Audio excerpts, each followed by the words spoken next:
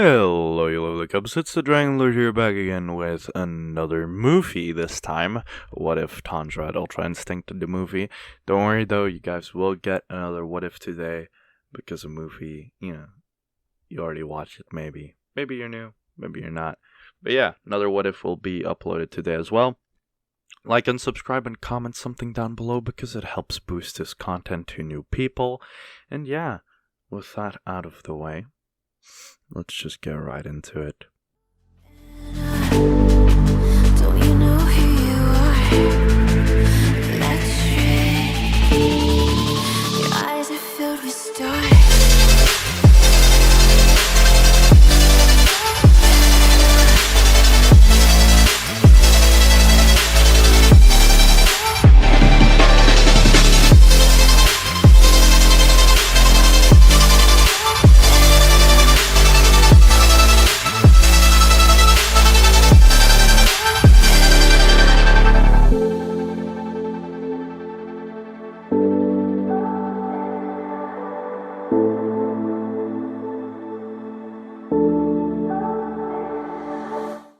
Summer was blooming, the weather was perfect, the wind, the grass, the trees, they all moved in a unity.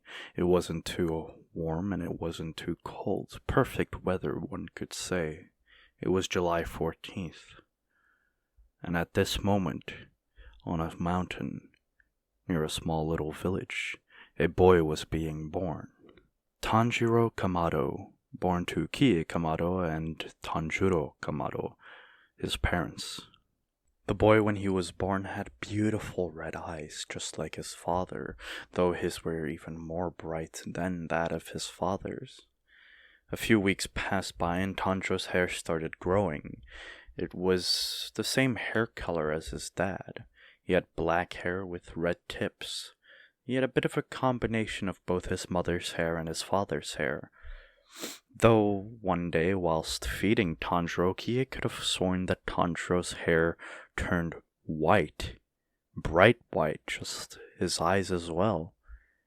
Tanjiro thought that maybe she's still exhausted from the birth, so he let a doctor come. The doctor checked up on her, but she was completely healthy, though when he was here it happened again.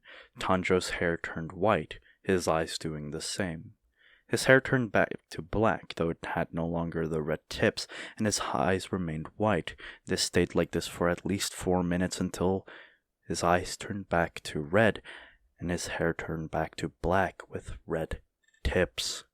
The doctor said that this could possibly still be his body developing. Tanjiro himself had remarked that Tanjiro's body acted weird. He had the transparent world and could see the inner organs and bones of people, but Tanjiro's were weird. It wasn't anything that would cause real concern, but he felt like Tanjiro's muscles were more developed than they should be. And whilst he was observing Tanjiro when his hair was black and he had white eyes, Tanjiro's body was moving. Literally and also inwardly. It wasn't like his organs were moving all throughout his body, but muscles were acting up in ways that they shouldn't be. Tanjiro, who had observed many people over the years, had never seen this before.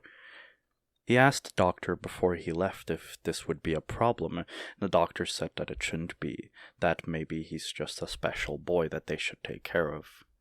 Tanjiro was worried, but Kie took this as a good thing. Their boy was blessed, so why not love him even more than they already did? A few years went by, 4 in fact, and Tanjiro had grown as a young man. He was tall.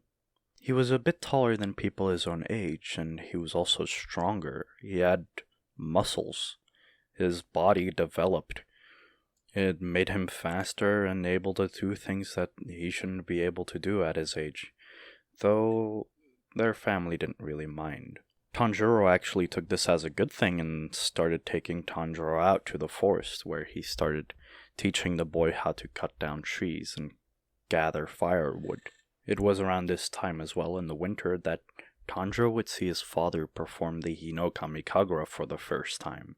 He asked his father what it was, and his father explained that it was a dance that their family had done for generations, and that Tanjiro himself would have to do the Hinokami Kagura one day as well. So Tanjiro asked how to do the dance. So Tanjiro started explaining it to him. He explained how the breathing worked and each of the forms. He showed everything to Tanjiro as well. Tanjiro started doing the dance and the breathing technique, or at least he tried. It hurt his body at first, and he couldn't really perform the dance all that well, but he got closer and closer the more he tried. Tanjiro was surprised by his son's quick learning and continued teaching him, actually helping him more and more, step by step, until Tanjiro could perform each part of the dance pretty decently. He even got the hang of the breathing technique, though it hurt his lungs quite a bit.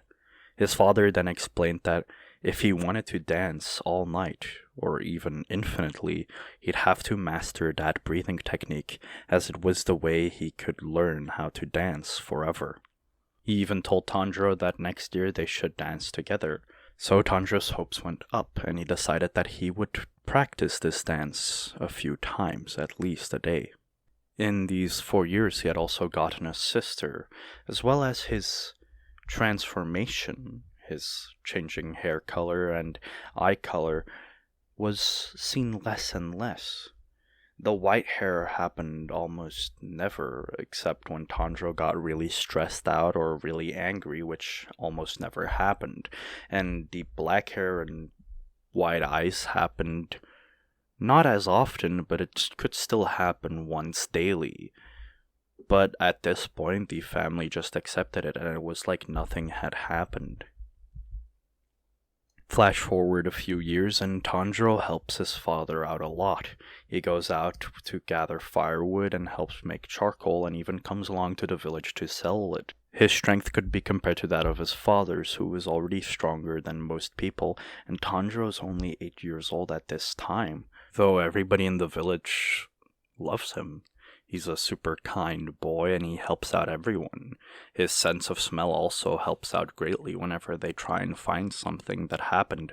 For example, a cat breaking a vase or something similar and somebody else getting blamed for it. He would always help out in those situations. They would always buy more coal as well, and usually they would sell out all their coal, and Tanjiro would even bring more along. This was in fact, though, the last time that they would be making their way down the mountain together. Tanjiro was getting too sick to keep doing this, and Tanjiro noticed. He had discussed with his mom and dad about him doing all the chores and his father resting up so that he could maybe get cured from his disease. Though Tanjiro was against this, Kie agreed, since Tanjiro was pretty adamant on doing it, plus he seemed to be a very strong and capable boy. Whilst making their rounds, they passed by a little mansion. It was a dojo, actually. They peered inside and saw 3 kids with wooden swords slashing. Tanjiro caught Tanjiro watching and asked him if he wanted to do that too, though Tanjiro said that he wouldn't want to harm anybody, though someone over the wall heard it. And that person just so happened to be the master of the dojo. He opened the dojo doors and asked them to enter, to spectate from a better position. They still had a lot of time, and Tanjiro thought that Tanjiro might like watching, so they entered. One of the kids there who was training saw Tanjiro and wanted to have a duel with him, a practice spar. He was 12 years old and he didn't know that Tanjiro was only 8. The master of the dojo asked if Tanjiro wanted to spar. Of course, he would make sure Tanjiro wouldn't get hurt. Tanjiro was against this, and Tanjiro didn't really want to, but the kid was really adamant about fighting Tanjiro for some reason. So Tanjiro decided that he would give it a shot. At least to appease this kid's curiosity. He grabbed one of the bamboo swords that were laying there and held a stance. The kid rushed at Tanjiro, who was only blocking. He didn't want to hurt the kid, plus he didn't know how to fight. He had only observed, so now he was blocking. Tanjiro was about to get hit after the kid had relentlessly attacked him left and right and left and right. As he was about to get hit, his hair color changed. It had turned white. His eyes had also turned white. Tanjiro jumped up and jumped over the kid, hitting him in the back, knocking him over.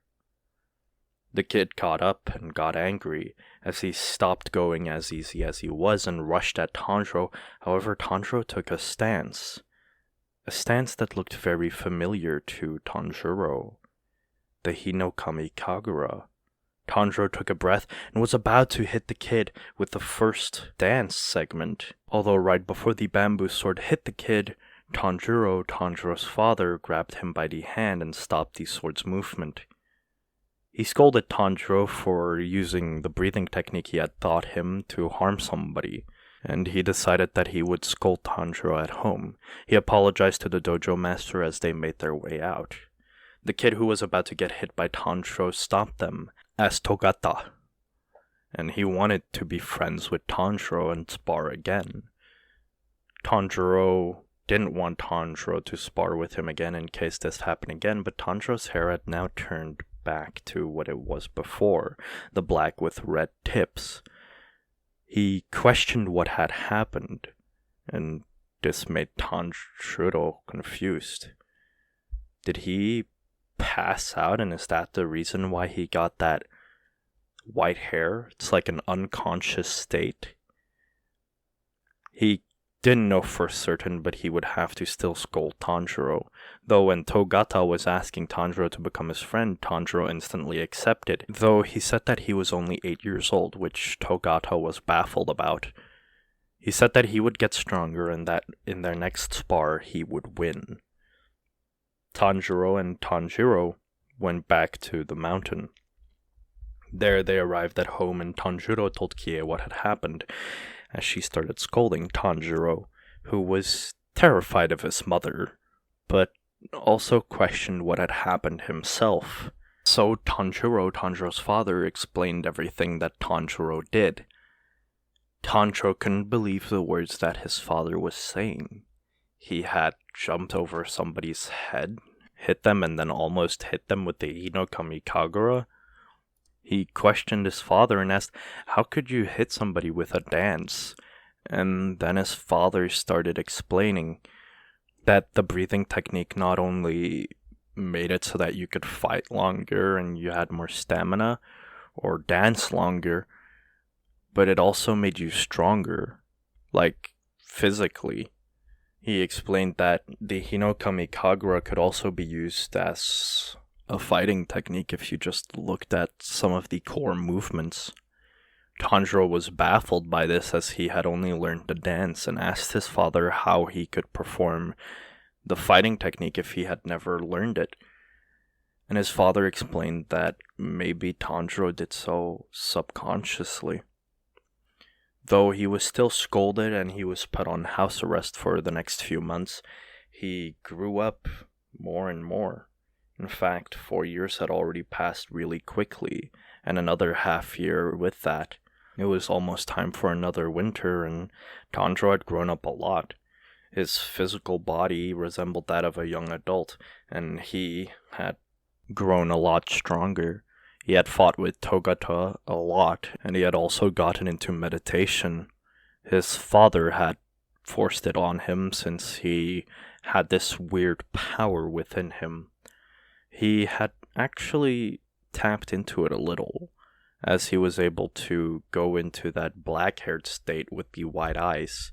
It made him feel stronger, and he could also move more fluidly, like the movements came from themselves, but he still felt restricted.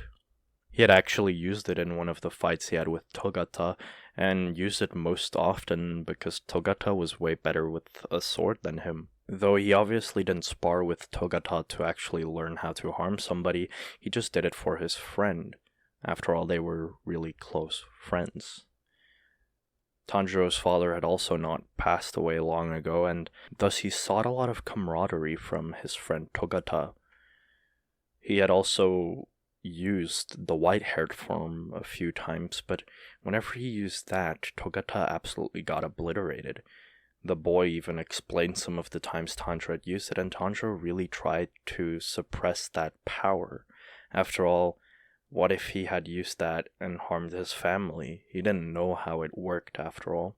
Though he wasn't alone in this matter, his family was very supportive, and even Nezuko had started picking up sword fighting just to help Tanjiro out. She had been part of the dojo for 5 years, so about after Tanjiro's first breakout, and in the first year she had already gotten so strong that she had beaten Togata, someone who grew up at the dojo. She was considered a prodigy, and she only really did this for in case Tanjiro went berserk and would attack them, so she would stop him, which he was totally fine with. Tanjiro would usually just come pick up his sister after he sold charcoal, and then they would return up the mountain. Weeks passed, and Tanjiro actually was about to set out to sell charcoal again. It was still morning, and there was a lot of snow. Nezuko asked if she could come along because she wanted to go visit Togata and spar with him, though Tanjiro said that it would be too dangerous as the snow is too thick, but that he would return by nightfall. He left and quickly made his way down the mountain. It didn't take him long to go down the mountain. The only thing that was annoying was the snow. He made his way down and made his rounds, sold charcoal, helped people out, and then went to Togata. There he sparred with Togata once more, and before leaving he actually gave a gift to Togata. Togata had helped their family a lot after the loss of their father, and the dojo master, Togata's father, had helped out a ton, given them items such as clothing and stuff over the years. Tanjiro wanted to give something back. He didn't really have a lot of money as he was currently saving up some money for a dress for Nezuko, but he had spent the last few days, weeks actually, carving out a nice little statue for Togata made out of wood. The statue was a depiction of him, his sister Togata, and his father all standing together. It was actually really good, and Togata liked it a lot. He even asked Tanjiro when he had the time for sculpting, and Tanjiro said that he would often do it after meditation, reminiscing about the times that he meditated with his father and actually made little sculptures together with him.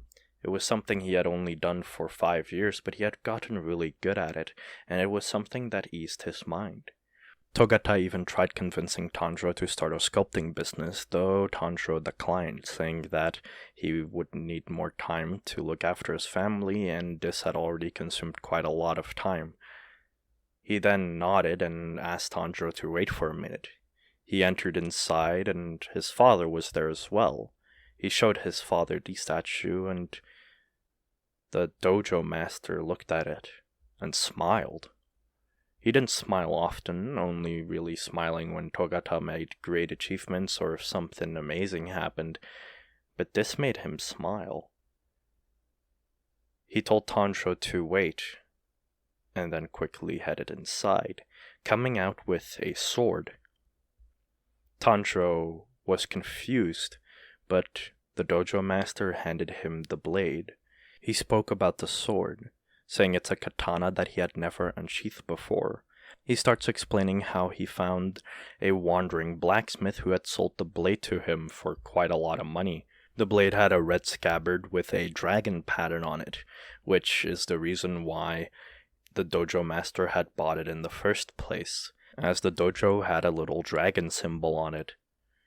He gave it to Tanjiro and said that he should keep it, and that it's something to protect him and his family. Tanjiro thought about it and thanked him, accepting the gift. Not doing so would be impolite after all. Togata was happy for Tanjiro and bid his farewell. Tanjiro walked back home as he was looking at the blade and its scabbard. It truly was a nice blade. The guard was gold, and the finishes were also gold, and the dragon on it looked fierce. He wanted to unsheath it, but thought that maybe in the middle of the street wouldn't be such a good idea. He might be considered a criminal. He just attached the blade to his belt and made his way back up the mountain. He was about to get stopped by some older gentleman, though when the older gentleman saw that it was Tanjiro, he let Tanjiro go off. After all, Tanjiro was quite popular in the village for beating Togata, who was considered a prodigy. Nonetheless, Nezuko, who was Tanjiro's younger sister, was also considered a prodigy in their village, and everybody always spread rumors that they would become excellent samurai. Though Tanjiro had no interest in becoming a samurai, he would much rather be a charcoal burner. He made his way back up the mountain. He was almost home and just had to make a few more turns, which he did. Then, when he arrived, he went past the tree and saw the entrance of his home, though what he saw shocked him. There stood a man over Nezuko. She was wounded. She was hurt badly, and he stood there as he was about to pour his blood on her. Tanjiro looked on, and something overcame him. This rage. Though he tried to stay calm, he was mad. The man noticed Tanjiro, but something was odd about this boy. Tanjiro was so rage-filled, though, that he couldn't stay calm, and in the next instance, his vision went black. When he woke up again, he was with his family. They were afraid, but they were hugging him tightly.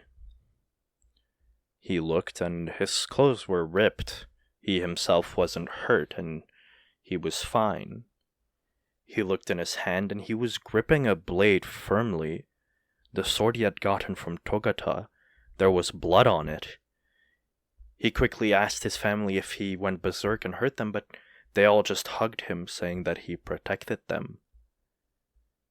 He looked at the blade once more and loosened his grip on it, as it went from this crimson-red color to a pure black. Tanjiro didn't know why, but he still felt really exhausted.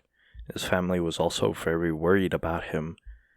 He looked around a bit and saw destruction everywhere. Tree lines that were just gone. The top of his house gone. Most of the snow evaporated. Just wet puddles now. He was confused as he asked what was going on. His mother started explaining as when Tanjiro had arrived at the scene, he had moved at a speed which they couldn't follow, retrieved Nezuko before anything could happen to her, and tossed her to Kie, which she could barely catch Nezuko. And then he started fighting that strange man who was turning his arms into tentacles and attacking Tanjiro. Though Tanjiro dodged all of his attacks and even counterattacked, which made Kie worry as he slashed at the man without giving a care in the world. It was unlike Tanjiro. Nezuko had also woken up and she was stitched up. Her wounds weren't as bad, but she would still need to go to the doctor soon. Kie remarked how Tanjiro fought the man, and eventually, after a long time, the man ran away. Tanjiro sat there baffled as he didn't know what had happened, and he was worried about his family. They would have to go down to the city all anyway because the roof of their house got completely blown off. They couldn't stay here tonight as they would freeze to death in the cold weather. Tanjiro picked up his sister as he had sheathed his blade, and said that they would go to the town to get medical care for her and also ask Togata if they could stay at the dojo. They were about to make their way down, but a voice was heard. "What happened here?" a dull voice said. The family turned around to look at the man, who had blue eyes and dark hair. He was wearing a 2 different colored kimono, one with a pattern and one side was just red. He asked if they were all right, and he answered yes, but that they had somebody injured who needed to go to the doctor. Nezuko looked at the man. She was awake, but she was getting a fever as she was bleeding still. Kie had tried patching her up pretty well, but the wounds were deeper than they thought. The man looked at her and told them to wait as a crow was sent out. After about 10 minutes, some people in black robes landed near where the man first came from. Kakushi, he said. They would take care of Nezuko. They quickly started tending to her wounds, as Gyu started asking questions about what had happened here. The level of destruction that happened here was at least at the level of an upper moon. He had seen the destruction caused by lower moons, and this was way out of their league. Tanjiro couldn't explain the situation, and he let his mother explain. She explained everything that happened, from the man with his fedora, black hair and red eyes attacking them, and then Tanjiro beating him. The man with black hair and blue eyes asked if this man had tried dropping his blood on Nezuko or them, and Kie said yes, but that before he could, Tanjiro had intervened. This made Gyu realize that this was Muzan, Kibutsuji Muzan, and that Tanjiro fought him unscathed, just his clothes being ripped up, is quite the feat. Kie explains that Tanjiro had fought the man for over an hour. She didn't know the exact time, but she knew that an hour had passed, as she was just counting down the time for this nightmare to end. She was traumatized, but she tried to stay strong for her kids. She continued by saying that Tanjiro had sliced off his arms multiple times and caused him deep wounds, but that the man kept regenerating them, that he wasn't human. She was terrified of this man. Gyu looked around, but everything around him was water, and then he realized that over to some stumps there was some blood laying in the shadows. That must be Muzan's blood, he thought. Did somebody really fight Muzan alone and stay strong enough to do it? He questioned Tanjiro on how he could be so strong and how he could fight to these demons so easily, but Tanjiro just says that he didn't recollect any of the fight, as he had fought unconsciously. Gyu had quickly made his report and sent out a crow, as he told the family to follow them after Nezuko had gotten enough treatment. They would go to a nearby mansion where she would get proper treatment and where the family could stay for the time being until the Demon Slayer Corps could figure something out. Tanjiro asked who he was, and Gyu said that his name was Gyu Tomioka, and that he was a Hashira who was hunting down the monsters that attacked his family. The family followed Gyu, and it didn't take long for them to arrive at a mansion. It had beautiful trees alongside it that still were in bloom, which Tanjiro knew these were wisteria trees. They entered inside of the mansion, where Gyu explained more about what the Demon Slayers do, as he then asked for a spar with Tanjiro. Tanjiro didn't really want to spar, as he was more concerned about Nezuko, but Gyu said that he would like to see how strong Tanjiro is, and how that he had beaten Muzan. Tanjiro was tired, but he decided he would have a light spar.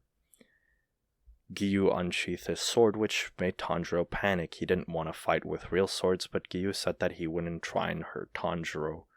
So Tanjiro unsheathed his own sword, which Gyu remarked was a Nichiren blade, which explained why he could at least damage Muzan in the first place.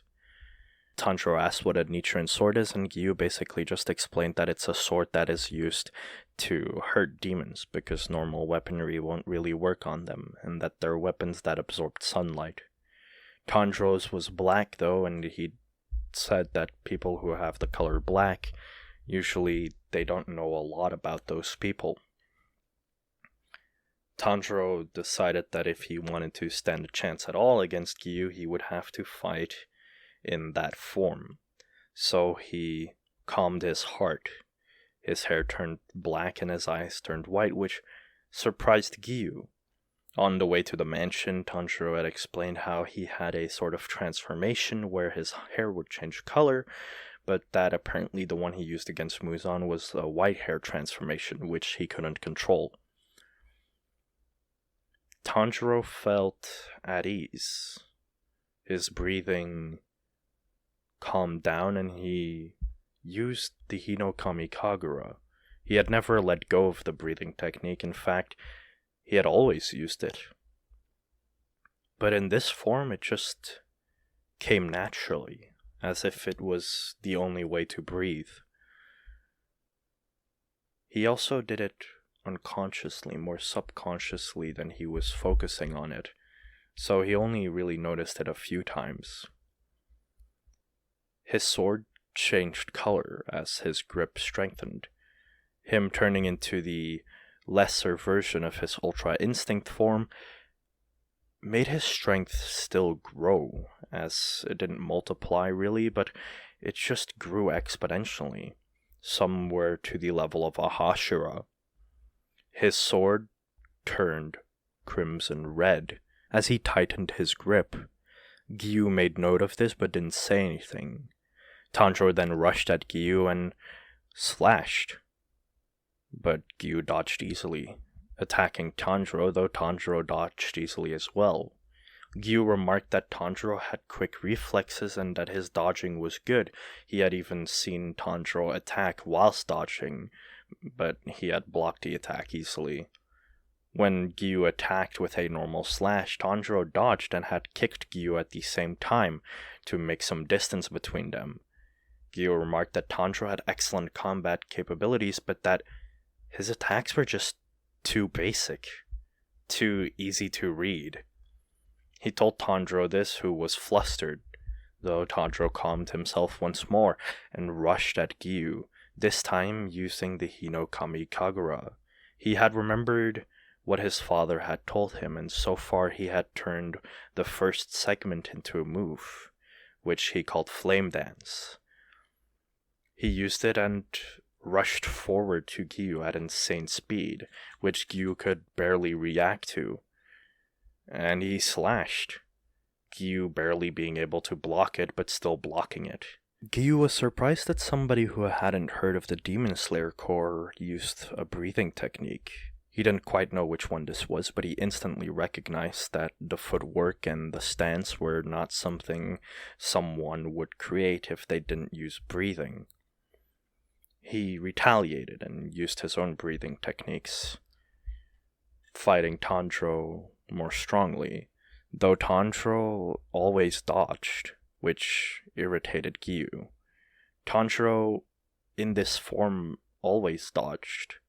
He almost didn't have control over his own body, but it's more like his instincts yelled at him, and his body just made the movements on their own. Attacking was more difficult, though, as he didn't want to hurt anybody. He didn't have the courage to slash someone. Their spar continued, with Gyu slashing at Tanjiro, Tanjiro dodging, Tanjiro slashing, Gyu dodging continuously. 10 minutes passed and Tanjiro was starting to get exhausted. Seeing his chance, Gyu took another slash, hitting Tanjiro this time. He woke up from his senses and realized that he was fighting Tanjiro for real. He had barely grazed Tanjiro, who still tried to dodge, but it was enough for Kie to yell at him. Though before Gyu could say anything, he had to block. Tanjiro came back with a stronger attack. An attack that wasn't as before. Gyu's hands were trembling as he held his blade. He looked forward and Tanjiro's hair had turned white, his eyes also turning more whitish, though he didn't seem conscious. Tanjiro started attacking Gyu, his movements being that of an expert, Gyu barely being able to dodge or counter. Tanjiro was also using kicks and grabs and was actually fighting more like a wild beast, but still he was moving so swiftly, so masterfully. It was weird. Tanjiro also started using more breathing techniques, the first form of Hinokami Kagura and the other 12. It was a surprise to Gyu, who barely held his own. It's at that moment that Tanjiro started to fight even harder, At this point, Gyu couldn't even block anymore as he got kicked in the side, remarking that his ribs were breaking from the kick. He got sent into the wall, where he just looked on, bleeding from his forehead. His ribs being broken, he was hurt. He saw Tanjiro walking up to him, as the boy looked to be smirking, as if he was toying around with Gyu. Though, before Tanjiro got close to him, he passed out, probably from exhaustion, his hair turning back to the black and red, and his blade becoming black once more. Kie quickly ran up to Tanjiro and tried to wake him up, though Gyu said that she should let him rest, and that he's simply exhausted. He stood back up as he acted tough. He was gonna go report this to the higher-ups of the Demon Slayer Corps. After all, Tanjiro had just beaten him and could have killed him. One single kick from Tanjiro had broken his ribs. This was definitely someone who had to join the Demon Slayer Corps. So he sent out a crow to HQ. Tanjiro would wake up. He didn't recognize the roof he was looking at, but then he saw his mother's face. She was worried about him. He remembered what he was doing. He was fighting Gyu, and then everything had turned black again. But this time, he could remember glimpses of the fight.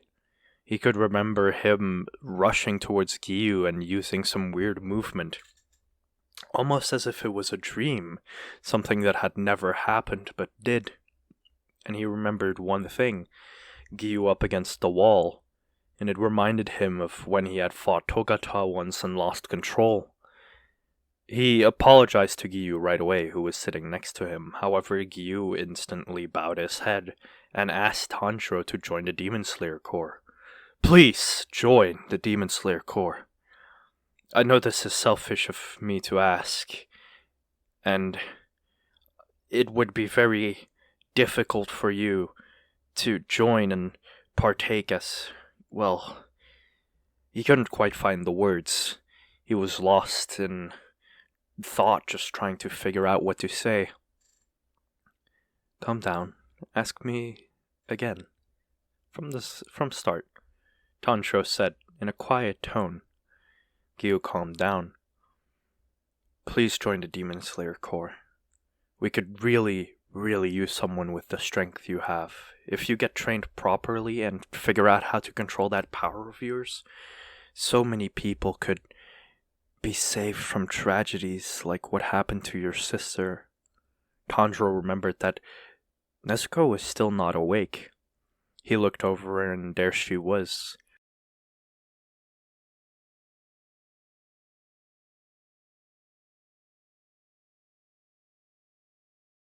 She was still getting treated by the Kakushi, who were looking at her worried. She had a high fever, and it seemed to only get worse and worse, but she wasn't waking up at all. Gyu looked, and he understood Tanjiro's concerns as he spoke. We can treat her there, but, well, the costs for it aren't cheap, and I'm not gonna coerce you into joining the Demon Slayer Corps to get free treatment or something like that, but if you join, you could make money. I don't know if you could pay for proper care for your sister without probably joining the Demon Slayer Corps and becoming a Hashira, as it seems that she's gotten infected by Muzan, Gyu would say. Tanjiro got confused and asked him what he meant by infected. Gyu started explaining that Nezuko got attacked by the king of all demons, Muzan Kibutsuji, and that she probably got some demon blood running through her veins right now, though probably not a lot, since Tanjiro had averted the chance of that happening. What was running through her veins now was very minuscule, but it could still cause her to turn into a demon, though maybe they could reverse the effects if she gets studied on a bit. Kie got mad, but held in what she was about to say, as they have no real other choice. If what he says is true, then Nezuko needs to get treated by the Demon Slayer Corps. Gyu bows down to Tanjiro once more. Please just follow me towards the Demon Slayer HQ and attend our meeting. That's all I ask of you. If you do, I'll make sure to put in a good word for your sister. That if you even decline joining the Demon Slayer Corps, that she can still get treated by us. I promise. Gyu had a sincere look in his eyes. It's as if something was haunting him from deep inside. But when he looked at Tanjiro, it's like that never even was there. Tanjiro could become the strongest. That's what Gyu sincerely thought. Tanjiro thought about it and then agreed that he would at least hear them out first.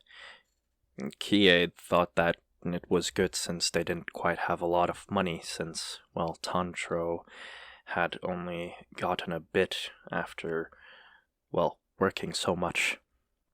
And treatment would quite cost a lot if it's an actual disease and something that real doctors don't know much about. As she thought about how the Demon Slayer's doctors might not be real doctors.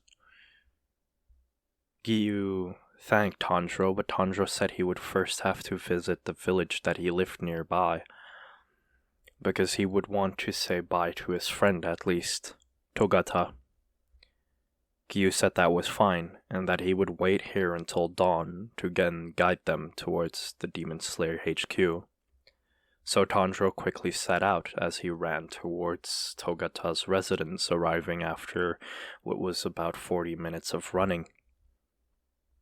Togata opened the door as he saw Tanjiro. Hey, welcome. Wow, you're a sight for sore eyes. What happened to you? He said as he looked at Tanjiro, who had a bit of a ripped-up kimono and clothes. He was also very tired-looking and had a few cuts on his face. It's a long story, really. But I'm actually not gonna be here for long, Tanjiro said as he had a strange look on his face. What do you mean? Togata asked. Well, I'll be going. This is goodbye for now. I'm leaving to a place because of certain circumstances, but if I tell you them, I feel like you'll believe I'm crazy or something, Tanjiro said. Nonsense, dude. Just say it. Come on. Well, my sister got attacked by a demon, and, well, so did my entire family, and now I have to... Well, I don't have to, but I'm going to go help them out to fight this demon and his army, so that I can cure my sister, or at least find a cure for my sister. Togata had a dumbfounded look on his face when Tanjiro said that.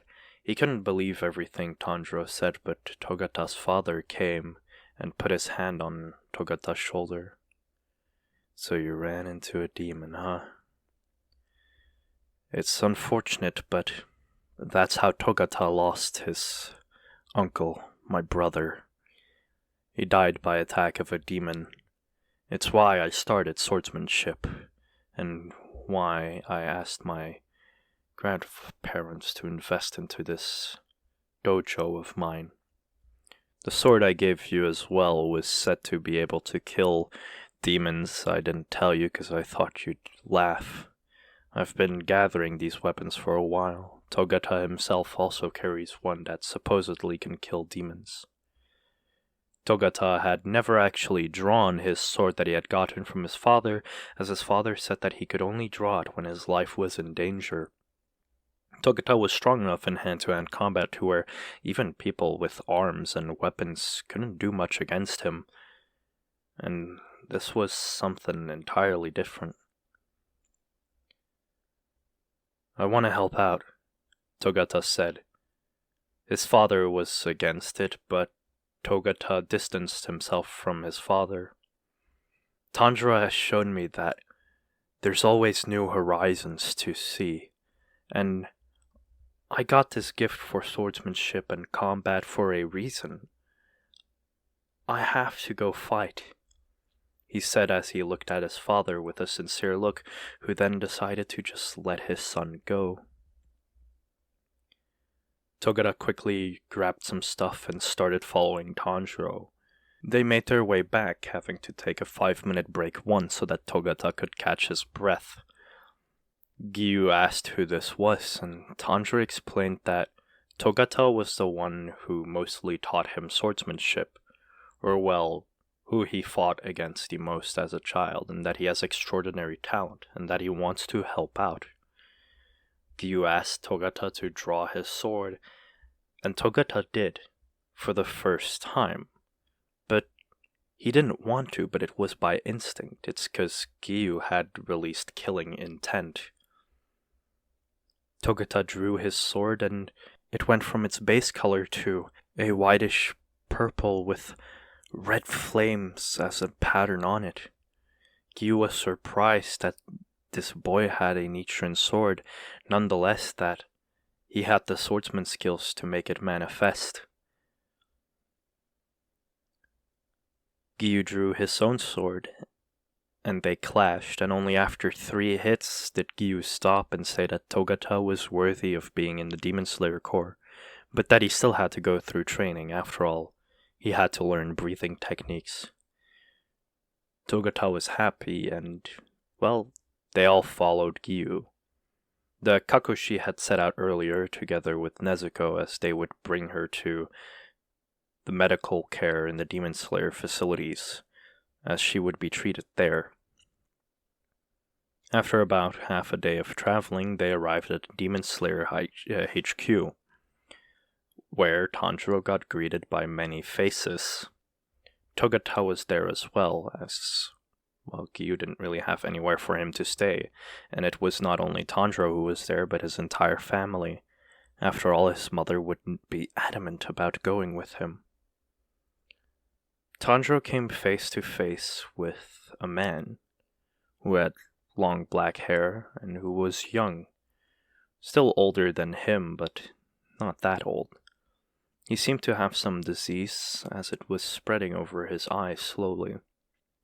He welcomed Tanjiro, and then told the Hashira who were there to stand. Tanjiro and his family still stood, but the Hashira didn't say anything as they were just citizens. The man asked Tanjiro to introduce himself. So Tanjiro did. He explained that his name was Tanjiro Kamado, and that he was the eldest son of the Kamado residents, and that he was a simple charcoal burner.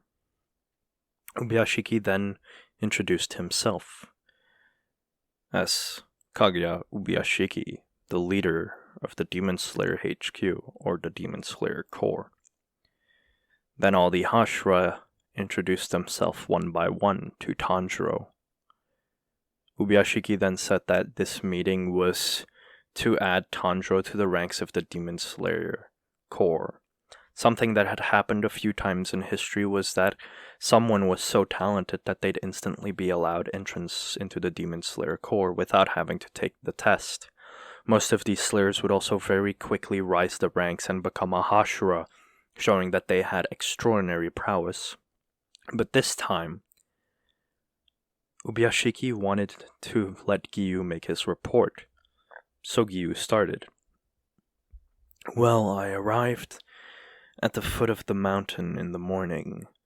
I made my way up as I had an uneasy feeling in my stomach. I can't quite explain it, but I made my way up quickly. Along the way, I saw destruction everywhere. Trees, entire tree lines gone.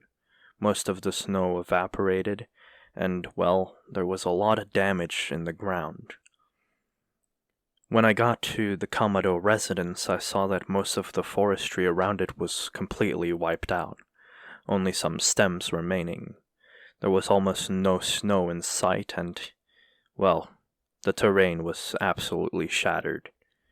If I'd have to make a guess, I'd say that Tanjiro Kamado fought against Muzan Kibutsuji.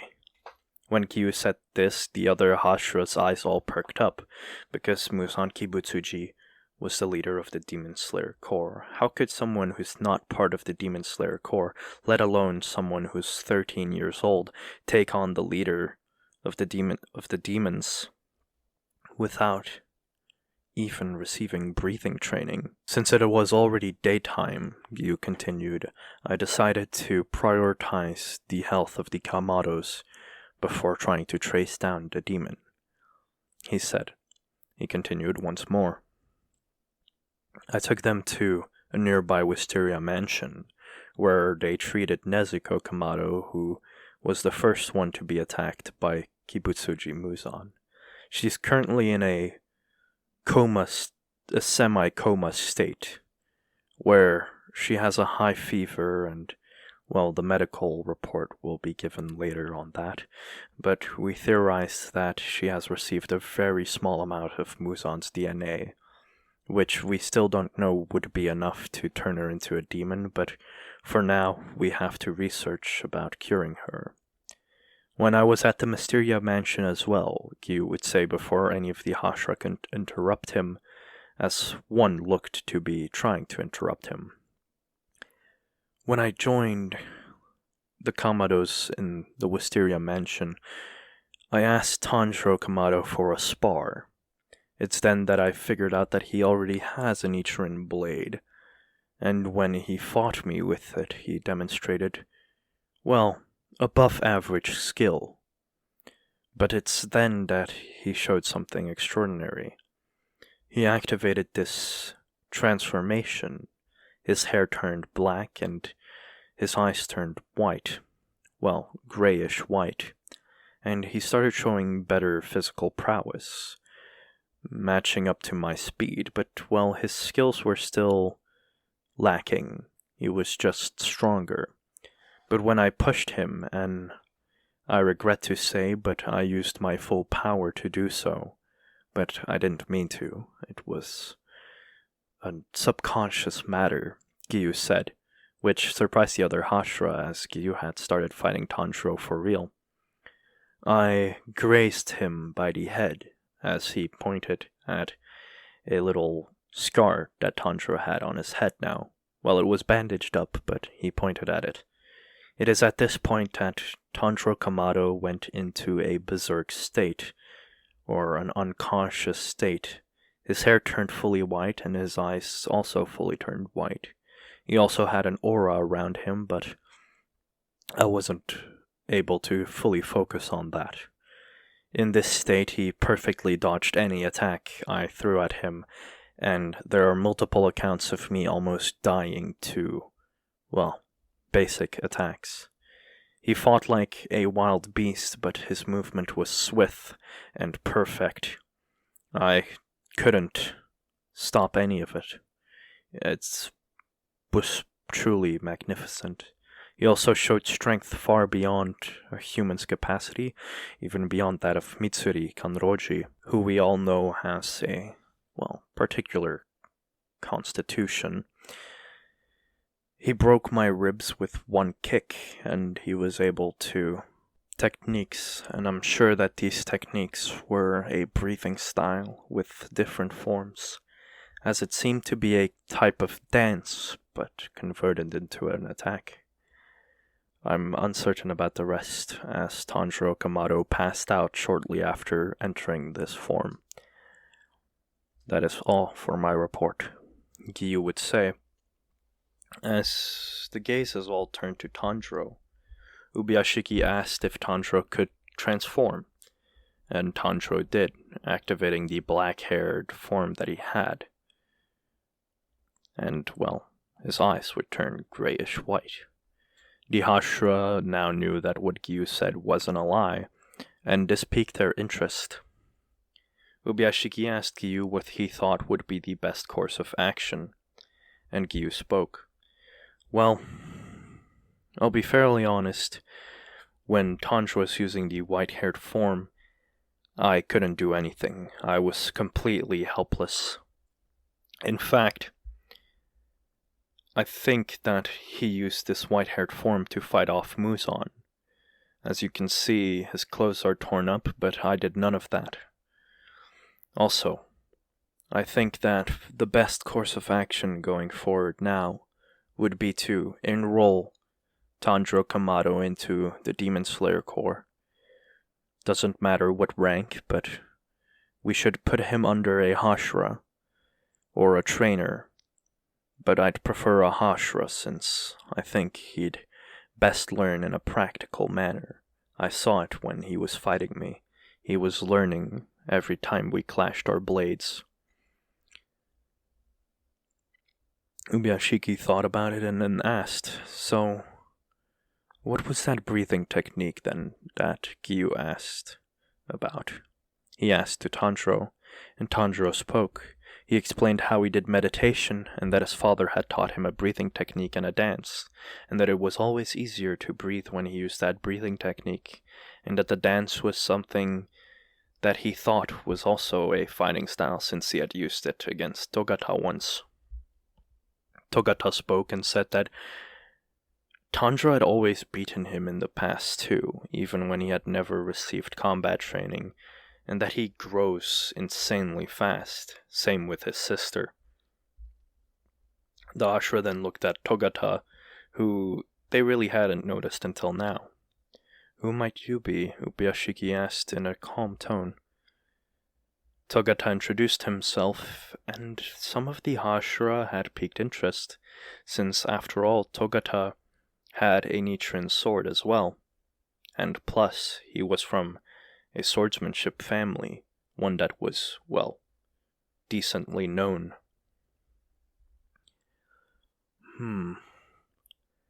"Become my student," a voice rang out. Tanjiro looked over, and an red-haired person with orange tips had asked Togata to become his student. It was the person who had introduced himself as Kyojuro Rengoku, the Flame Hashira. "Yes, I can tell. You have a burning passion in your eyes. Become my student." Togata accepted, because he didn't know why, but Rengoku had a strong aura around him. Rengoku then looked to Tanjiro and asked if he would also like to become his student. However, Ubiyashiki interjected. "I think it would be best if we put Tanjiro with all the Hashira," which all the Hashira were confused about. He couldn't learn all the breathing styles. But that's when Ubiyashiki continued. Tanjiro was able to turn a dance into a fighting style. He wasn't conscious at the time, but his body knew how to move. So even if you just teach him the basics, and he can master that white-haired form, I'm sure that he'll master all the breathing techniques, maybe even better than some of you. Some of the Hashira weren't completely happy with what Ubiyashiki said, but after hearing the report Giyu gave, they thought about it, and, well, it made sense. I think we'll cycle him between the Hashira every 6 months, and maybe in the downtime or when Hashira are not on a mission, we can put him with a trainer. The Hashira agreed, and thus Tanjiro's adventure began. The first Hashira you shall be joining is Kanae Kocho. Her style would probably best suit you for now, since, well, she uses flower breathing, and I think it could be useful for you to learn that, or the movements at least. Tanjiro was very confused, but, well, he went along with it. Kanae introduced herself to him, and Tanjiro liked her. She was very happy, easygoing, and she seemed like an older sister to him. So he introduced himself, and, well, they shook hands. And thus Tanjiro's training began. 2 months had passed, and he had entered the Demon Slayer Corps. He was already a slayer. He didn't have to take any exam, and his family was taken in as well. His family would be safe here, and until Muzan was beaten, or until at least Tanjiro retired, they would be taken care of in the Demon Slayer Corps as long as it mattered. Tanjiro started training under Kanae, who started teaching the basics of breathing and basic combat techniques and stuff like that. Tanjiro, who already had mastered the Hinokami Kagura's breathing technique, didn't really need to learn flower breathing's technique, which Kanae was fine with, as she would just teach him the movements and maybe he could use that alongside his own breathing technique. And, well, Tanjiro's 2-month training actually got him quite far. He would use the black-haired form in some of their spars, and he quickly picked up on moves because he could imitate them. It wasn't easy to do, but he quickly picked up on the basics and how to use them, and where they would be versatile or where they wouldn't be. It's also around this time that Tanjiro got to learn Shinobu and Kanao, who were siblings of Kanae. Shinobu wasn't a Hashira yet, but, well, she was the one who was preoccupied with studying Nezuko, so she didn't really have time to become one. And Kanao was the person that trained alongside Tanjiro, showing him most of the things that she had learned, and he used that knowledge well. Kanae was a bit scared of Tanjiro's growth, as Tanjiro had grown immensely. She had even said that his power without his forms would already rival that of Kanao's just because of his techniques. And it was true too. When Kanao and Tanjiro sparred, he didn't use the techniques or his forms. He just used what he learned and tried implementing different things. He even adapted and used hand-to-hand combat, or tried to at least. In the something 100 spars that he had with Kanao already, he had won around 65 of them, which was an impressive feat considering that Kanao had been training with Kanae for a lot longer, but it sparked a flame within the girl's eyes as she had started training harder, and it showed because, well, her personality was leaking out more and more. She was a kind-hearted girl, but she didn't want to lose to Tanjiro. After 2 months had passed, Tanjiro had to go on a mission with Kanae. They had to go to a village where things were rowdy and people had gone missing. So she had told him where to meet her, and he had about a day left before he set out. He got invited, however, as he had to go to Rengoku's mansion, the Rengoku's residence. There he found Kyojuro Rengoku and Togata. Togata had requested to spar with Tanjiro to see how far he had gotten, and thus their spar started. Togata busted out most of the moves of flame breathing, the first form, and the second form especially, since those were the first he learned. He was a genius and a prodigy amongst prodigies. Even Kyojuro could agree to that, because Togata was easily handling the hard training that Rengoku had set up for him. In their spar, Tanjiro still ended up being victorious, and he didn't have to use his transformation, which made Togata not mad, but light up. He wanted to be stronger, and seeing how Tanjiro was technically considered his rival, he wasn't gonna sit still. Rengoku saw this and decided that he would make the training even harder. Tanjiro learned a lot from his spar with Togata, because every breathing style and how it's used and stuff like that is different.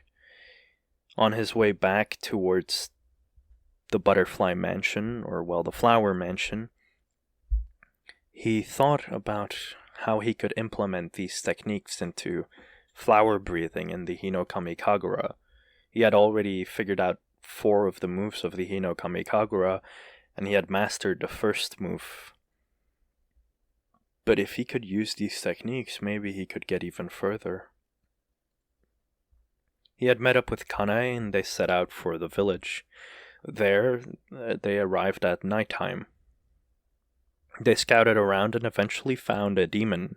It was pretty close to morning already, but they took care of the demon with ease. Tanjiro got to take care of it as Kanae wanted to see him fight in an actual fight. Tanjiro was still scared to take a life, but he did it. and after thinking about it, it was for his sister, and these things had killed thousands of hundreds of people. He couldn't sit still and do nothing. It's at this time that a voice could be heard. When turning around, they got met with an Upper Moon demon. Upper Moon 2. Doma. Kanae told Tanjiro to run as she would hold him off. However, Doma stopped them, creating a giant ice wall that prevented Tanjiro from running away. I'm sorry. How I would love to play with you. But you see, Master Muzan is scared of that one. He wants him dead. So I'll be taking care of that boy. And we could play another day, he would say as he creeped out Kanae. It's at this time that both Kanae and Tanjiro rushed at Doma, Tanjiro activating his black-haired form as he felt the threat that Doma posed. The fight was very difficult. Kanae was able to hold off most of the attacks of Doma, and Doma was surprised that Tanjiro was holding his own, that he was keeping up. However, dawn was approaching, and he would not disappoint Master Muzan. He said something about, after all, I'm not Upper Moon 3, that Akaza. It was something that Tanjiro and Kanae didn't understand, but Kanae got blasted into the side of a house. She was fine, but, well, she had at least a few broken bones, but she wasn't in any serious, dangerous condition. It's at this time that Doma aimed for Tanjiro's head, his fan almost slicing his head off. However, for Tanjiro it was as if time slowed down, and for a moment it felt like it did. He could see everything, but Doma was standing still. He couldn't move, and it was quiet. Breathe, he heard, as he took a breath and dodged Doma's attack in an instant. But his body moved by itself as he slashed off Doma's arm as well. Doma jumped back, surprised, as he looked at Tanjiro. Tanjiro's hair was white, his eyes were white, and his aura was flickering like it had never flickered before. Kanae was afraid as she yelled out to Tanjiro that he had to wake up and fight. She remembered that Gyu had said that he went unconscious when he entered this form, and right now he needed to be awake. She wasn't fully paying attention during the Hashira meeting, so she didn't actually know that Tanjiro could fight in this form even whilst not being conscious. However, Tanjiro spoke. I'm fine. He couldn't fully adjust to the sensation. His eyesight was weird. It wasn't exactly blurry, but it was as if it was alternating between seeing Doma and seeing Doma's skeleton. In fact, if Tanjiro focused, he could see Doma's organs. It's as if his body was fully focused, his senses were fully focused on Doma. Doma rushed at Tanjiro as he tried to finish him off again. However, in an instant, Doma's head was cut off. Tanjiro had displayed movement that was so swift. In fact, it was a form of flower breathing. It was so fast, so swift, and so beautiful that even Kanae, someone who had mastered flower breathing, couldn't believe that it was a form of flower breathing. Doma's head fell to the ground. Though he tried regenerating it, it didn't work. In fact, his throat felt like it was burning. It's then that he noticed. Tanjiro's sword was on fire. Tanjiro's sword was flaming. Kanae looked on. It was a sight to behold. The majestic flow of his movements, and now this? What happened? What was this? Tanjiro's sword was heating up, to the point where the steel burst into flames. The imperfections on the blade were burning, which was slowly causing the blade to melt and fall apart. Tanjiro let go of his sword as Doma was already disintegrating.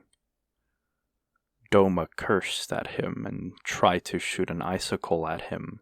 An icicle lance with the last bit of strength that was in his body. However, Kanae blocked it. She looked at Doma and realized that what Tanjiro had just pulled she could have never done.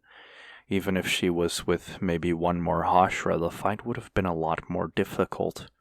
Especially since Doma was not going full strength right off the beginning.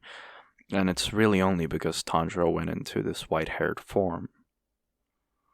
Tanjiro was still awake, but his vision was getting blurry as he ended up coughing up blood, his hair changing back to its natural hair color, and he would slowly fall over. Kanae caught him and told him that he did a good job. Doma disintegrated. Upper Moon 2 of the demons was gone. They'd have one more step. They had taken one more step closer to fighting Kibutsuji Muzan. A week had passed since Doma had been beaten. Tanjiro woke up. He was in a bed. Next to him sat Kanae, who welcomed him. She didn't hug him or anything like that. She was close with him, but not close enough for that. She did have a bright smile on her face. However, Kanoa did hug him. They had formed a bond, close to a friendship and rivalry, and Kanoa was glad. She had heard everything, that if Tanjiro was not on this mission, that Kanae would have probably died. In fact, after waking up, 3 hours after waking up, Ubuyashiki personally came to visit Tanjiro. Thank you for what you've done. Because of you, for the first time in over 100 years, an Upper Moon demon was slain. Your strength is truthfully baffling. It's selfish of me, but I ask that you continue to help us. You have our full support, Ubuyashiki would say as he gave a small bow to Tanjiro. The Hashira that was there, Kanae, was surprised, and Shinobu, who was also there to treat Tanjiro's wounds, was surprised by this as well. It wasn't unheard of for Ubuyashiki to bow to someone to thank them, but Tanjiro wasn't a Hashira yet. It was usually the higher-ranked slayers, retired slayers of Hashira that got Ubuyashiki's gratitude, yet Tanjiro got it as well. It wasn't much, honestly. The fight's still blurry. I remember that time slowed down, but that's about it, Tanjiro said as his memory was a bit hazy on the conflict. Still, he remembered the feeling that he had in his heart. I think I could maybe start mastering that form, he said as it was quite the shocker to the others. Well, we'll just have to train you harder then, Kanae said. Alright, I'm looking forward to it, Tanjiro said with a warm smile on his face. Another week would go by in a flash. Tanjiro had recovered quickly, and it was time to continue his training. After all, there wasn't much time left before he would switch to a next Hashira. So they did. Kanae didn't have any mission, as she was pretty close to finishing her training with Tanjiro, and Ubuyashiki had prioritized Tanjiro's training above all else. She would only have to do her duties as Hashira, which usually were special missions or, well, protecting special areas in the Demon Slayer Corps. For the rest, all of her time was spent training Tanjiro, and so 2 more months passed by in a flash.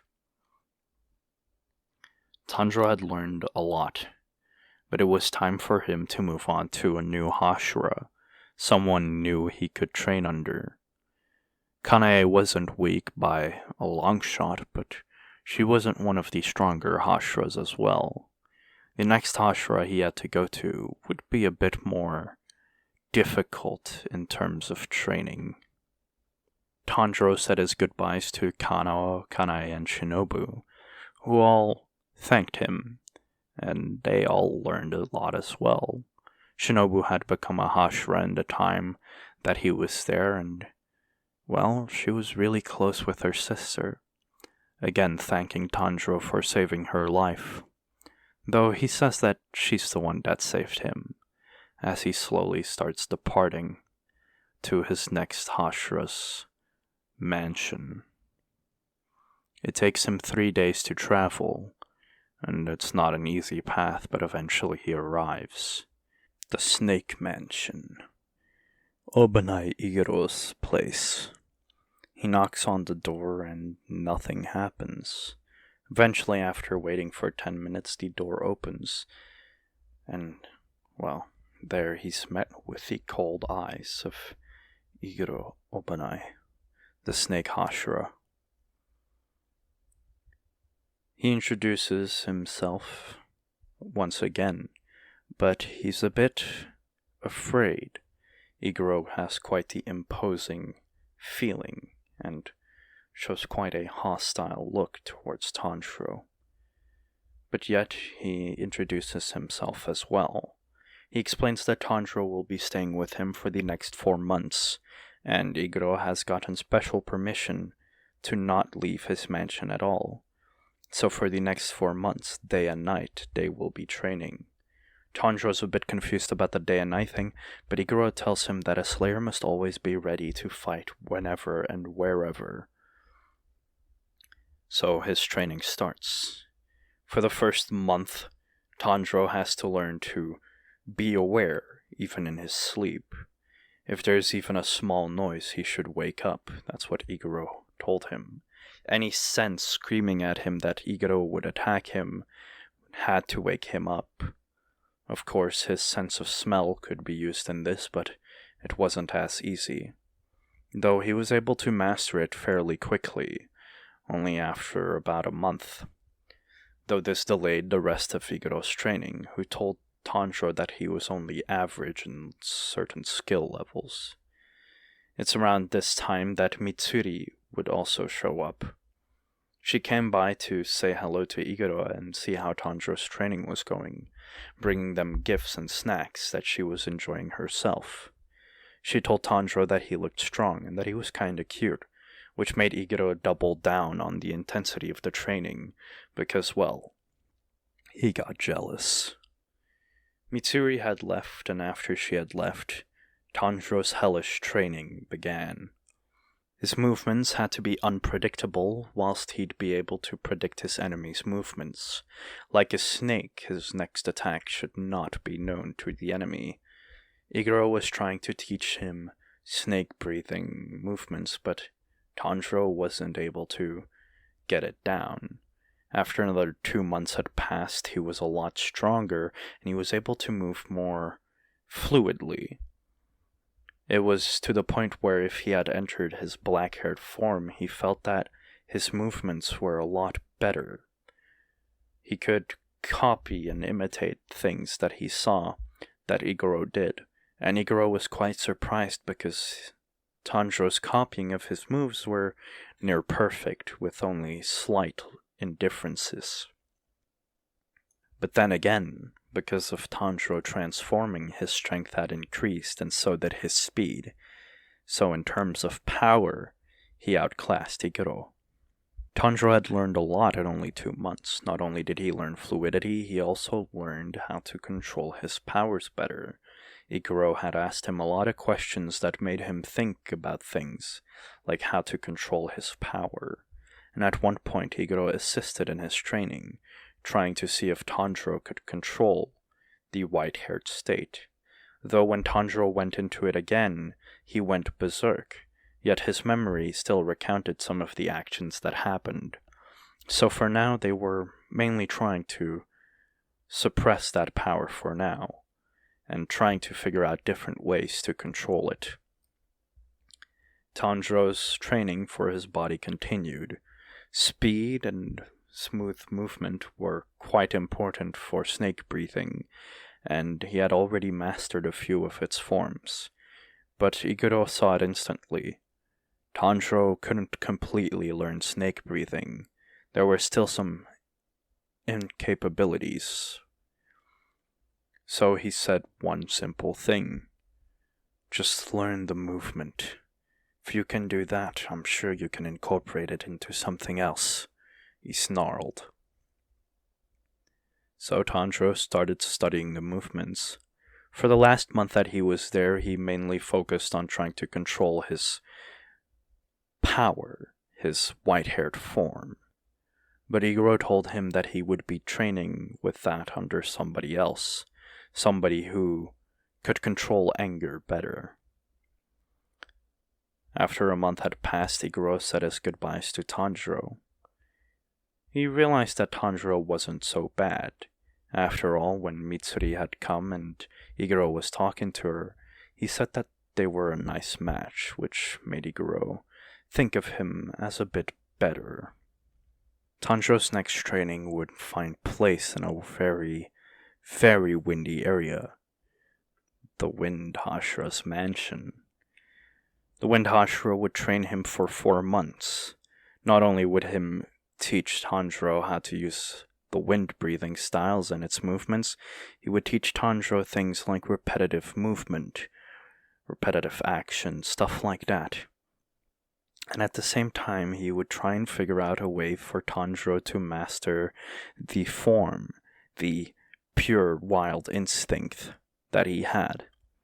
If he could teach Tanjiro that, and training Tanjiro would be a lot easier for the Hashira to come forward, as Tanjiro would be able to pick up the moves a lot quicker.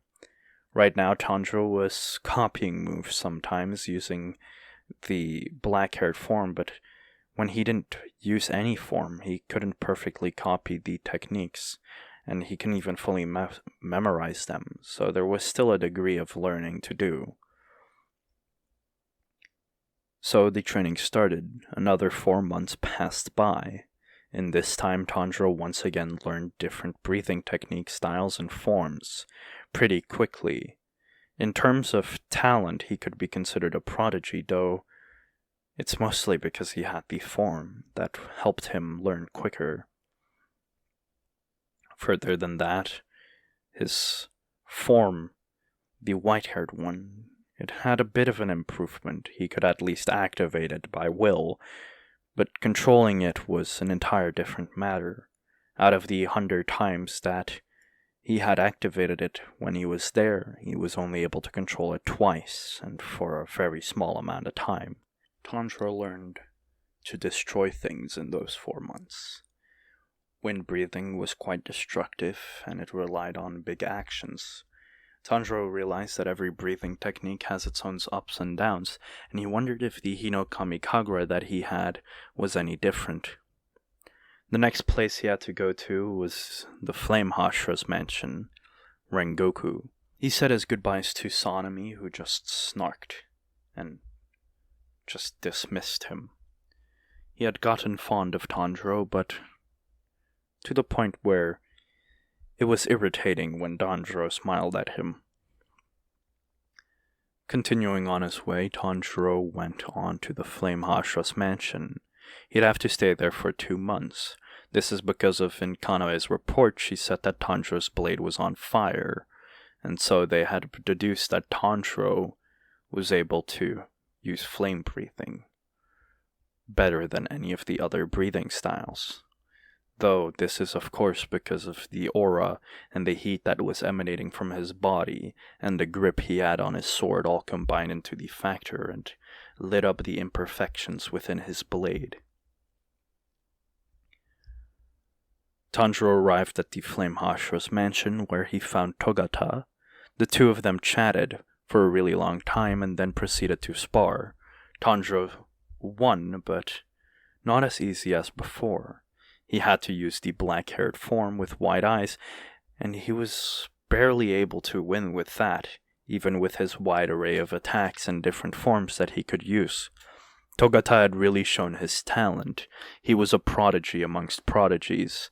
In terms of flame breathing, he was second to none other than Rengoku, to the point where he could rival Rengoku.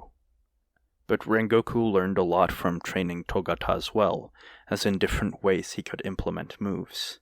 This was a sort of lesson for himself as well, and his training, which was already pretty difficult, had become even more difficult, and he partook in it as well. This was really great, since the Flame Hashira was getting stronger. 2 months passed by once more. In this time a lot had happened. Tanjiro had made Senjiro Rengoku open his eyes and realize that he should love his son, and that he shouldn't be as abusive as he has been. He had also learned a lot about flame breathing, though he realized that the techniques were a lot similar to the Hinokami Kagura. It made him open up more of the Hinokami Kagura itself, as he realized that different things could be applied to the dance, as he had mastered 5 of the forms of the Hinokami Kagura.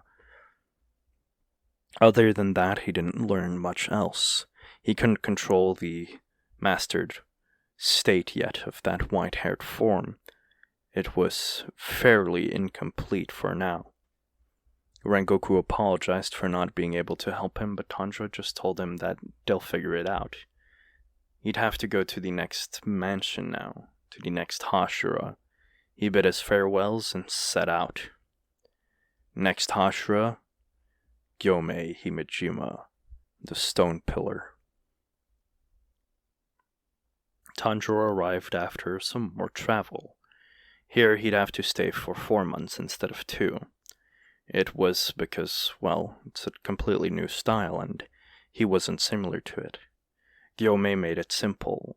He told Tanjiro that he'd be training his body to push past his limits and build up muscles, which Tanjiro saw perfectly fit. The stronger he became, the stronger he would be in any form.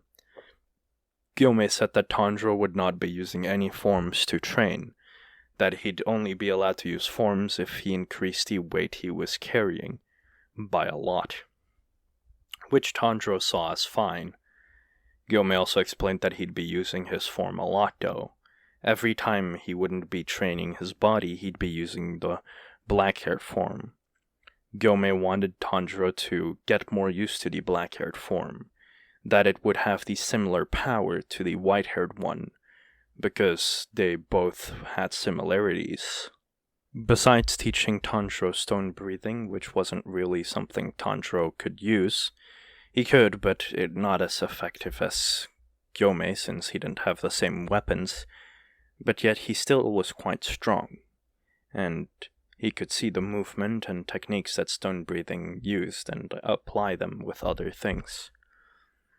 He'd spar a lot with Gyomei, train his body, and learn some techniques from Gyomei as to figure out an opponent's location even when you're blinded or when you can't smell them. It was quite useful information, and, well, it all helped Tanjiro learn quite a lot.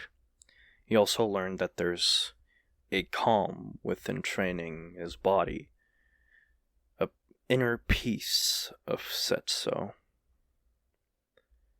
He'd have to go to his next area as 4 months had really quickly passed, the fastest time between any Hashira. Gyomei's training was hard, but Tanjiro found it fine. It wasn't something that had overexerted him. Tanjiro would proceed to train under 3 Hashira: Mitsuri Kanroji, Tengen Uzui, and Muichiro Tokito. He trained under these 3 because they had similar moves. Tokito was similar to Obanai, whilst Mitsuri was very flexible, and Tengen Uzui had speed, precision, and movement.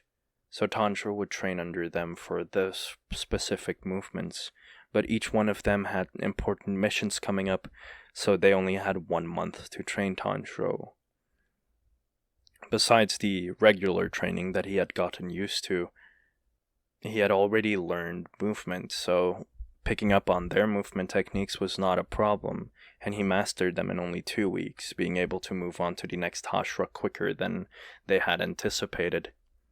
They thanked Tanjiro for being a good student, and he just thanked them for teaching him as he continued on his way to the last Hashira that was willing to train him. Giyu Tomioka. He arrived after about a day of traveling. It was a mountain, a small mountain.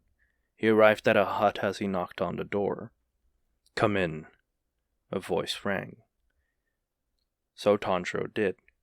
There was Giyu sitting at a table with an older gentleman who had a red mask on. Giyu explained that Tanjiro would learn water breathing from the both of them, and that they would also help him master the white-haired form. So their training started. By far this was the hardest training for Tanjiro to accomplish. There were a lot of difficulties, and he had to get used to the low amount of air on the mountain. Tanjiro got sent to run the mountain every day, and he got taught hand-to-hand combat, which he already knew quite a lot, but this was insane how much more information this had.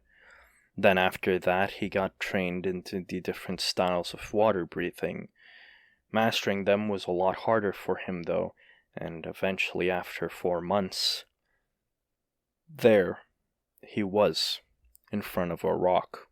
Cut this boulder and use any breathing technique you want, but you'll have to cut this without going into your black-haired or white-haired form, Giyu said, as he slapped on the rock. I slashed through my rock, and a friend of mine slashed through his. So you better slash through yours, Giyu said, as he slowly started walking away. The older man, who was called Rokodaki, also turned around and started walking away. Tanjiro grabbed his sword and tried slashing at the rock with the water-breathing technique he had learned. Nothing. Then he tried using flame-breathing. Nothing. Not even a dent. Finally, he tried using the Hinokami Kagura, but nothing worked. Months went by. 3 to be exact. And Tanjiro still couldn't cut the boulder, after training in everything he had learned from everyone over and over again. In terms of power, he could definitely be considered a way stronger slayer, but something was holding him back. A voice rang. A boy sat on top of the rock who had a mask on. He attacked Tanjiro, who barely blocked. Their fight started, and Tanjiro was keeping up with the boy easily. He didn't have that big of a skill gap with the boy. In fact, Tanjiro was more skilled, but why couldn't he cut this boy? He just couldn't. He ended up getting knocked out. Then, when he woke up, he was greeted by a girl who started explaining things to him. She explained that her name was Makomo and that the person he had fought was Sabito. She would start teaching him certain things, certain mistakes he was making with his wrist, stuff like that. Very small details that wouldn't be picked up normally. But I don't understand. In terms of skill, I could definitely say confidently that I'm stronger than that boy. But I still lost, Tanjiro said. Makomo laughed. It's because you're not ready yet. There's something holding you back, but if I tell you right now, it'll be too easy, Makomo said. She said that she would teach him for another 2 weeks, which she did. Tanjiro improved a lot. After that, she'd leave. So Tanjiro challenged him once more. He started fighting Sabito. easily overpowering him and outspeeding him, but yet he couldn't land a single hit. Every time he was about to strike Sabito, it's as if Sabito's sword moved at a speed that he just couldn't comprehend to block his attack. What's happening? What is this? When are you gonna learn? When are you gonna fight me for real? Sabito yelled out as he pointed his sword at Tanjiro. Wasn't I already fighting him? I mean, I almost killed him just now. What is he talking about? Tanjiro said. It's then that he realized. He had been holding back. He wasn't giving it his all because he was scared he would hurt Sabito. But then he saw it. Sabito didn't have that wavering doubt. He just went for it. Tanjiro took a breath, and both of them rushed forward. As he sliced, he easily cut Sabito's mask. And there it was. When he opened his eyes, the boulder was in front of him. That day, Sekonjiro Kodaki and Gyu Tomioka would come up the mountain and see that the boulder was sliced. Very good. Now, it's time we start training that form of yours. Activate it, Gyu would say as he prepared together with Urokodaki to fight it. Tanjiro activated his black-haired form, not his white-haired form. Come on, activate that white-haired form. We can't compare them if you don't bring out the full power. So Tanjiro did, and as usual he went berserk, though he passed out rather quickly. The next day he woke up again and they went back up the mountain, as both Urokodaki and Gyu prepared. Tanjiro went into his black-haired form. As he started sparring with Gyu, he was pretty even with Gyu. In fact, he could probably beat Gyu easily. It's just, something was wrong. It's then that Urokodaki said it. You're hesitating. Your movements, it's as if you're forcing yourself to move. It's not as fluid as it was yesterday. Not as self-sufficient. Urokodaki was a master of the sword, to the point where if he thought about a movement, it automatically happened. He didn't have to force his body to move. His body would move on its own. Tanjiro, when he fought in that one form, it's like his body moved completely on its own, as if he only had to look at Gyu. For the rest, nothing else was quite peculiar about it besides the increase in strength and speed. Tanjiro stopped fighting. He calmed himself, and he let go of the hesitation, the itch in his muscles that was him trying to force himself to fight. He let go, and a similar feeling he had as before awakened. He opened his eyes, and he could see it. Around him was an aura. It was hot, but he could tolerate it. Gyu looked on and he said, "You did it. Now come." But before Gyu could even react, he was already knocked out by Tanjiro, who had knocked him out in a split second. Urokodaki, who was standing on the sidelines and could see the entire view, hadn't even realized that Gyu had been knocked out until he had hit the floor. Tanjiro had finally mastered it, the form that had been plaguing him for over 10 years, the white-haired form. It always sent him berserk, but now he could control it, at least somewhat. He just had to keep his mind calm and not think too much. Tanjiro mastering the white-haired form only meant one thing. They would soon hold a Hashira mating, because they wanted to test Tanjiro's real strength. Not only had he now mastered the white-haired form after sparring with Gyu and Urokodaki for at least another month to really test it out, he had now also become someone strong enough to be considered a Hashira. By far, one of the strongest Hashira. He had mastered many techniques and many forms of different breathing styles. Not only that, he had that own breathing style that he used. So it definitely made him qualified. And in terms of strength, he could easily keep up with Gyu. He didn't even need to use the white-haired form for that if he wanted to conserve stamina. He could even match Gyu in his base form, though he'd have to really give it his all. Another 2 weeks passed with Urokodaki, as they then returned to the Demon Slayer HQ. It took about a day to get there. After that, they got met with the sight of the other Hashira and also the leader of the Demon Slayer HQ, Ubuyashiki. The Hashira all seemed ecstatic that Tanjiro was here.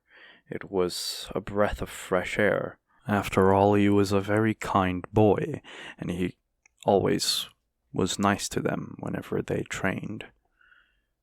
They were glad to see him again. They knew as well that him being here meant he had finally mastered that form, so he could be a very valuable asset in the fight against Muzan Kibutsuji. Ubuyashiki continued with the Hashira meeting, Tanjiro being a part of it.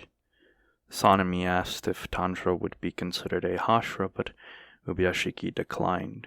He said Tanjiro would just start out as a Slayer right away, that he would not have to take the final selection exam. After all, he was more than capable to fight the demons, so Ubuyashiki was not worried about him dying. In fact, Tanjiro had already chosen his Nichiren ore, and he had already gotten his uniform, though his blade was not finished yet. He got to choose the ore when he was still at Urokodaki's place, and it would take at least another week before his blade got finished.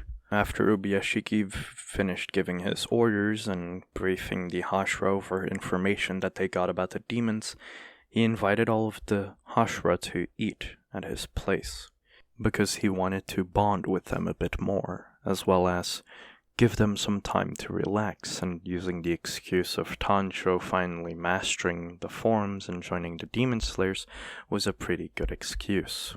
Whilst eating, Tanjiro had decided to ask Shinobu a few questions. After all, she was the one who was mainly trying to treat Nezuko. Shinobu said that they were progressing smoothly. When she said they, Tanjiro asked who she was working alongside with, but Shinobu decided to keep that a secret. After all, it was someone that was very valuable to the Demon Slayer Corps. She said to not worry and that Nezuko would be a human very soon, which made Tanjiro happy. Kanae asked if Tanjiro wanted to come over to their mansion. After all, he could see Nezuko, and she wanted to train with him for at least the week that his Nichiren blade still had to be made. It was then that Rengoku spoke up and asked if he could come over as well, together with his disciple, which Kanae agreed to, because the more the merrier. And Tanjiro was glad, because that meant he could see Togata very soon. The night passed quickly, and so everyone went home, Tanjiro following the Kocho sisters to their mansion. There he got given a room, so he went to sleep. The next day he got to see Nezuko. She was asleep and she was getting treated on, but he could tell that her complexion looked better. She looked more like how she did before, not when she was growing, whilst he fought Gyu. He regretted his actions, but he resolved himself. It's then that Shinobu informed him over some of the situations and things. She told Tanjiro that he would have to collect blood of demons, especially lower and upper moon demons. She had also issued this order out to the other demon slayers, the other Hashira, which Tanjiro thanked her for. He'd definitely have to thank the other demon slayers, especially the Hashira, for their help in, helping cure his sister. It's then that Kanae interrupted their chat and asked if Tanjiro wanted to come out to spar, and that Rengoku and his disciple were here as well. Tanjiro excitedly followed her as they both ran towards the courtyard. There he came face to face with Togata, who instantly said his hellos. Togata had grown a lot. Tanjiro could tell by just a glance. He had reached new heights. He had set his goal to Tanjiro and to surpass Tanjiro. Together with Rengoku, he upped the training, and Rengoku himself was surprised by how far he was willing to go. Togata instantly asked Tanjiro if he wanted to spar, which Tanjiro accepted, as he drew the blade he had gotten from Togata's father. Togata looked at the blade, and he realized that Tanjiro had probably managed it a lot, but it was still a worn-out sword. Tanjiro had used it a lot, and, well, the immense pressure Tanjiro put on the blade whenever he used his form was also something that worn it out.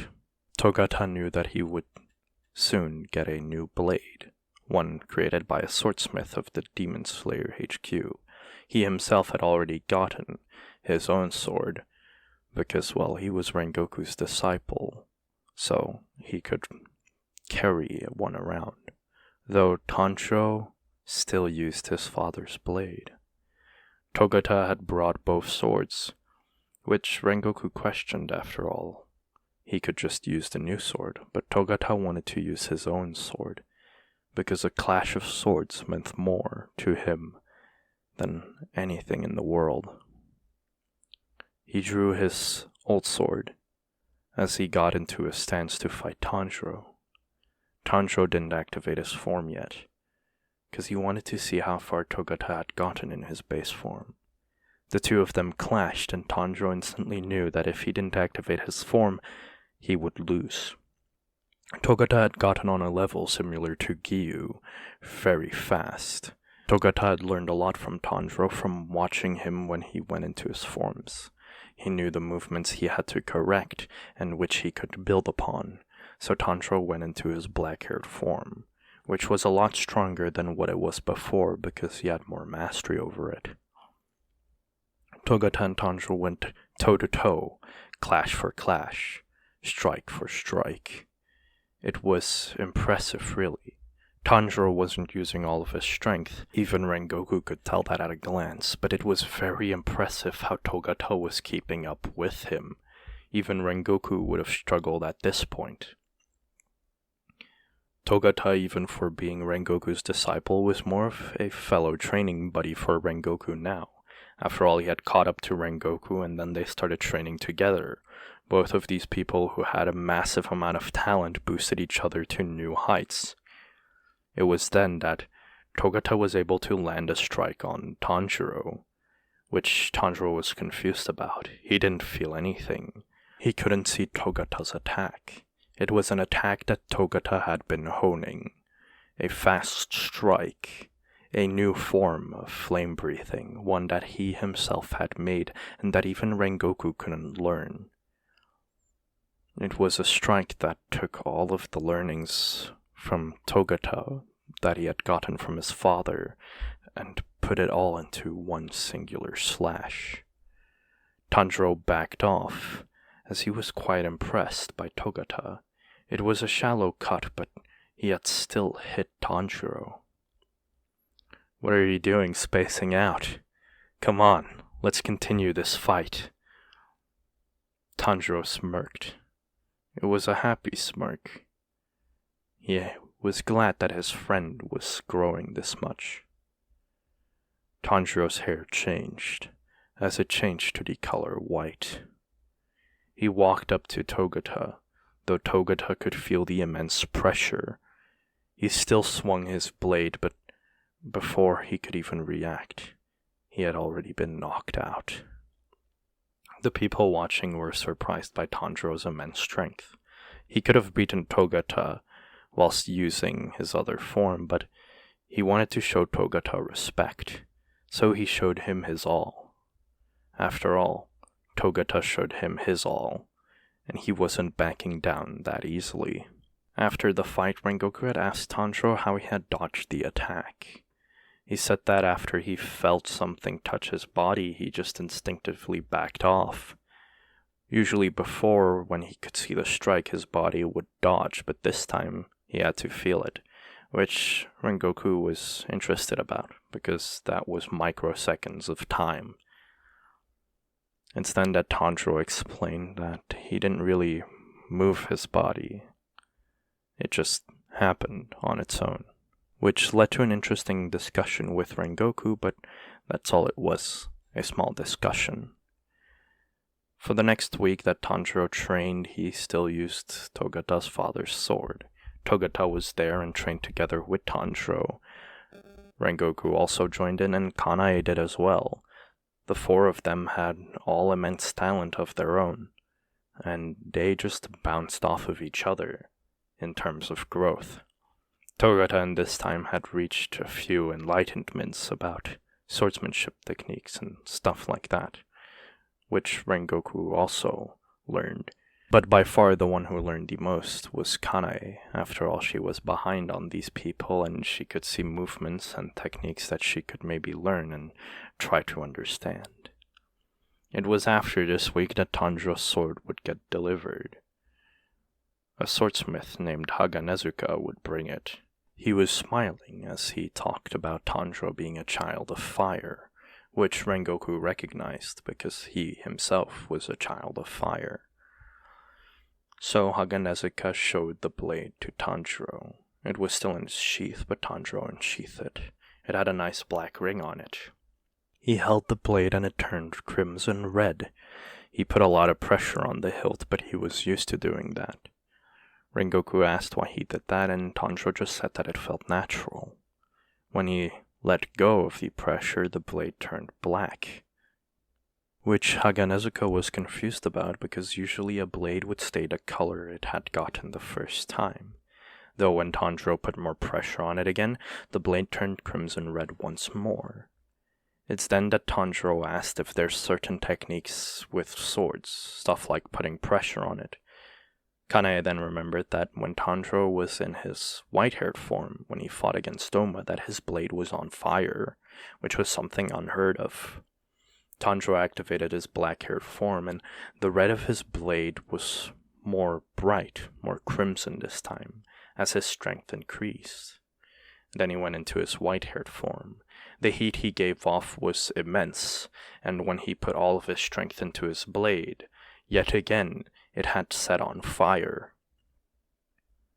How could this be? Haganezuka asked. He was confused because he had never heard of something like this before. It was then that Kanae grabbed her own blade. She put all of her strength, every fiber of it, into the blade. Togata saw this and immediately tried to do the same. His blade was more of an orange-yellowish glow. It still showed that he was a child of fire, but different. Less proficient than someone like Rengoku. Kanae kept going. Her face turned completely red as she put more and more pressure into the blade, but nothing changed. However, Togata, who was a bit stronger, quite a bit stronger, was able to change his blade to the crimson red, before letting go and it turning back to normal. It is then that they realized the crimson red blade, something the Demon Slayer Court knew of, was something that could be achieved with an insane amount of grip strength. Rengoku knew about these things. He had also said that there was one more thing, the Demon Slayer mark. Togata had one, and Tanjiro had one. Togata had a small little flame mark on his forehead. It wasn't much, but it had manifested itself after Tanjiro had trained with them before, when Togata had pushed himself far beyond his limit. Rengoku thought that maybe, because of Tanjiro, he could learn it as well. They would have to figure out the activation methods. But that would be for another day. Haganezuka was just happy. He boasted that the sword he had created would being in the hands of someone who was quite strong, and that his blade would go down in history. He was happy about that, as he said that he would always repair Tanjiro's blade, even if it got broken, as he then made his exit and left. Tanjiro looked at his sword. It had just gone out. It was no longer on fire, but the blade was still crimson red. He was now just in his normal form. no form activated. He looked at it and admired the work of the blacksmith. It was truly a beautiful sword. Tanjiro let his grip soften as the blade turned back to a lighter hue of black, more of a dark gray, which was a bit confusing, but he didn't mind as he sheathed his sword and thought about what he had to do next. It is then that a crow landed on his shoulder and told him that he would be going on his first mission as an official demon slayer. And so Tanjiro set out, saying his goodbyes to Togata, Rengoku, Kanai, and Shinobu, and everyone of the Butterfly Mansion that he knew, as he made his way south to a rural village. It took him about a week to get there whilst running. It was quite far away. It was a rural village, but it was near the coastline, at least an hour away from the coastline. When he got there, he looked around. It was still evening, but he couldn't sense anything. He couldn't smell anything that was out of the ordinary. So he walked, and eventually he found children playing outside. He joined them because they asked him to. They were fascinated by Tanjiro. After all, he looked like a samurai. They showed him all cool things and the cool places in the village. It is then that they brought him to the leader of the village, an elderly-looking woman who was well in her 90s. She welcomed Tanjiro. She was quite kind. When the children went back home, she asked if Tanjiro could help her.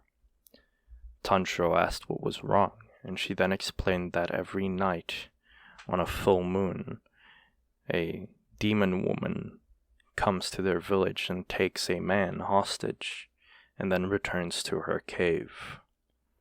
Tanjiro asked where this cave was and that he would take care of it, as the old woman pointed in a direction. This was a small mountain range, but it had a little forestry area under it. Tanjiro set out, saying that he would take care of it. He made his way through the forest, and eventually found a cave. The smell from the cave was horrid. A lot of blood, but a very foul demon scent as well. When he went inside and walked down the cave, he had lit his sword on fire by going into his white-haired form. He didn't have time to put on a torch. After all, today was the night of a full moon. That meant that probably a man was still in this cave, and he needed to hurry up. He made his way to the cave very quickly, seeing bones along the way, eventually arriving at a dead end. There was a man. He was tied up. When looking around, Tanjiro saw that this was a makeshift house in a cave.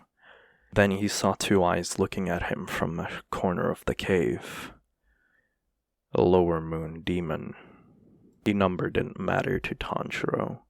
After all, he had beaten Doma in his white-haired form, and now he had control over that white-haired form. This meant that nothing really was a challenge to him until he at least met Upper Moon 1 and Muzan Kibutsuji himself. The demon came towards Tanjiro in the light, as she smirked. She didn't know who Tanjiro was, which Tanjiro was confused about. After all, Doma was sent to hunt him down. That meant that Muzan had given the order to hunt him, but yet this demon didn't know who he was. Could it be that Muzan hadn't informed the lower moons? It is when she got closer and saw Tanjiro's white hair and his flaming sword that she was absolutely scared. She couldn't move a muscle. The cells in her body were terrified. Far beyond terrified. It's like they were about to burst. Tanjiro pointed his sword at her. It was still on fire, and asked her where Muzan Kibutsuji was. It is then that the girl looked even more terrified. Her fear of Muzan was far beyond this fear she was feeling for Tanjiro, as she just rushed at him blindly, like a wild animal that got trapped into a corner. Tanjiro just decided to put her out of her misery, and beheaded her, as she turned into dust instantly. He sheathed his sword, as he took the man that was tied up and went back down the mountain, through the forest and back into the village.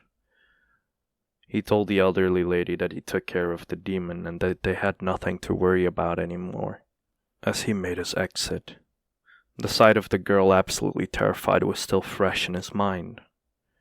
Kibutsuji Muzan, you take advantage of people, and then you scare them to be your subordinates. I'll never forgive you, Tanjiro said, as he made his way to his next mission. Tanjiro had received his next mission. He had to go back north to another village. He thought about why he couldn't go to that village first and then come here, but I guess maybe this village was of greater importance since it was the night of a full moon. After all, it didn't really matter. He just made his way to the next village, which took him about a day, arriving back at evening once again. This time he asked people if they had seen anything strange or heard anything strange. They all said no. It was a bit confusing. They all looked pale, rather sickly like his father. He ran around and didn't see anything strange. It was then that he picked up a scent. He followed it. The village's doctor. He went inside as he knocked on the door. Enter, he heard in a coarse voice. He entered inside and there was a sick patient. The doctor told him to go to the next room over, but he could tell this doctor was strange. He smelled the scent of a demon here, but he couldn't quite say from where it was coming. He looked around and eventually found the waiting room, so he waited patiently. There was a candle lit in there. Tanjiro could feel it. It was definitely this candle that was making him drowsy. What was this? He had almost fallen asleep, but he composed himself and woke himself up. He looked at the candle and slashed at it with his Nichiren sword, as it turned to dust. A blood demon art. It was then that he thought about it. The patient that looked so sickly was almost asleep-like. He quickly exited the waiting room and ran towards where the demon had taken that patient. He barged down the door and saw the doctor eating the girl. You sick monster. How could you betray these people's trust and act as if you're a doctor? It is then that the demon yelled out. It was a loud scream and deafened Tanjiro's ears. Countless people, the villagers, they all barged inside of the home and hit Tanjiro and stopped him. The demon started running away as they did this. When looking at Tanjiro, something inside of him was just scared, so he ran. It is then that Tanjiro had enough of it. He pushed everyone off of him quite easily. He chased after the demon who had already gotten outside. Tanjiro saw that there was quite a bit of distance between him and the demon and he could easily get there. However, he jumped in the air. As he threw his sword, it pierced the chest of the demon and pinned it to the ground. He then quickly made his way over, as the demon was struggling to get the sword out of the ground. Tanjiro grabbed his sword and slashed upwards, splitting the demon in two, as he then slashed once more, making a cross pattern in the ground. After the demon disintegrated, the people got to their senses as they looked around. They saw the horror of the girl who was being eaten, as most of the people vomited. Tanjiro heard, but he just decided to move on. He had more things to do. Mission after mission, Tanjiro was met by horrors. It's as if the demons ran rampant. Some of them tried to blend in with humans and did awful things, awful schemes, or tried to force humans to do their bidding, whilst other demons just lay in hiding in forests and would attack people who passed by. Some would slay entire villages, though they'd be stronger than most. Tanjiro saw all of these horrors and thought back to the time his family was attacked by Muzan. Luckily, he had saved them, but it was happening to more than just him. the demons would have to go. Tanjiro didn't rest. For an entire year, all he did was missions. He never took a break. Not like he ever really got hurt, but it was still impressive. He had slain quite a lot of demons, and with his record, he got promoted to Hashira fairly quickly, the Hashira of instinct. Tanjiro didn't really have any real breathing style. The most used one was the Hinokami Kagura, or the Dance of the Fire God. And that was the one he felt most comfortable with and that he had the most mastery over. But he had mastered many techniques and many forms of other breathing styles as well. So giving him a Hashira rank based on a breathing style was pretty difficult. It is then that they just ended up naming Tanjiro the Instinct Hashira, simply because Rengoku made a joke calling the white-haired form Ultra Instinct, though Tanjiro stuck with it, calling it Ultra Instinct. Tanjiro, being the Hashira of Instinct, was quite famous in the Demon Slayer Corps. He had killed many demons and kept on the rampage. Many slayers followed him, or wanted to follow him. They went on a reckless type path. Hashira of Instinct got interpreted in many ways. One could be rage, hack and slash to demons. One could be calmness, a level of calm where you could predict everything a demon would do, or see it before it even happened. There were many interpretations of what Tanjiro's real power could be, but it didn't matter to Tanjiro. Many people that followed him would either fight really recklessly or would fight with a fine precision. He didn't really train anyone, but the people that followed him in the Demon Slayer Corps were usually people that beat the test on their own, without no trainer, or people that had just learned swordsmanship, not a breathing style.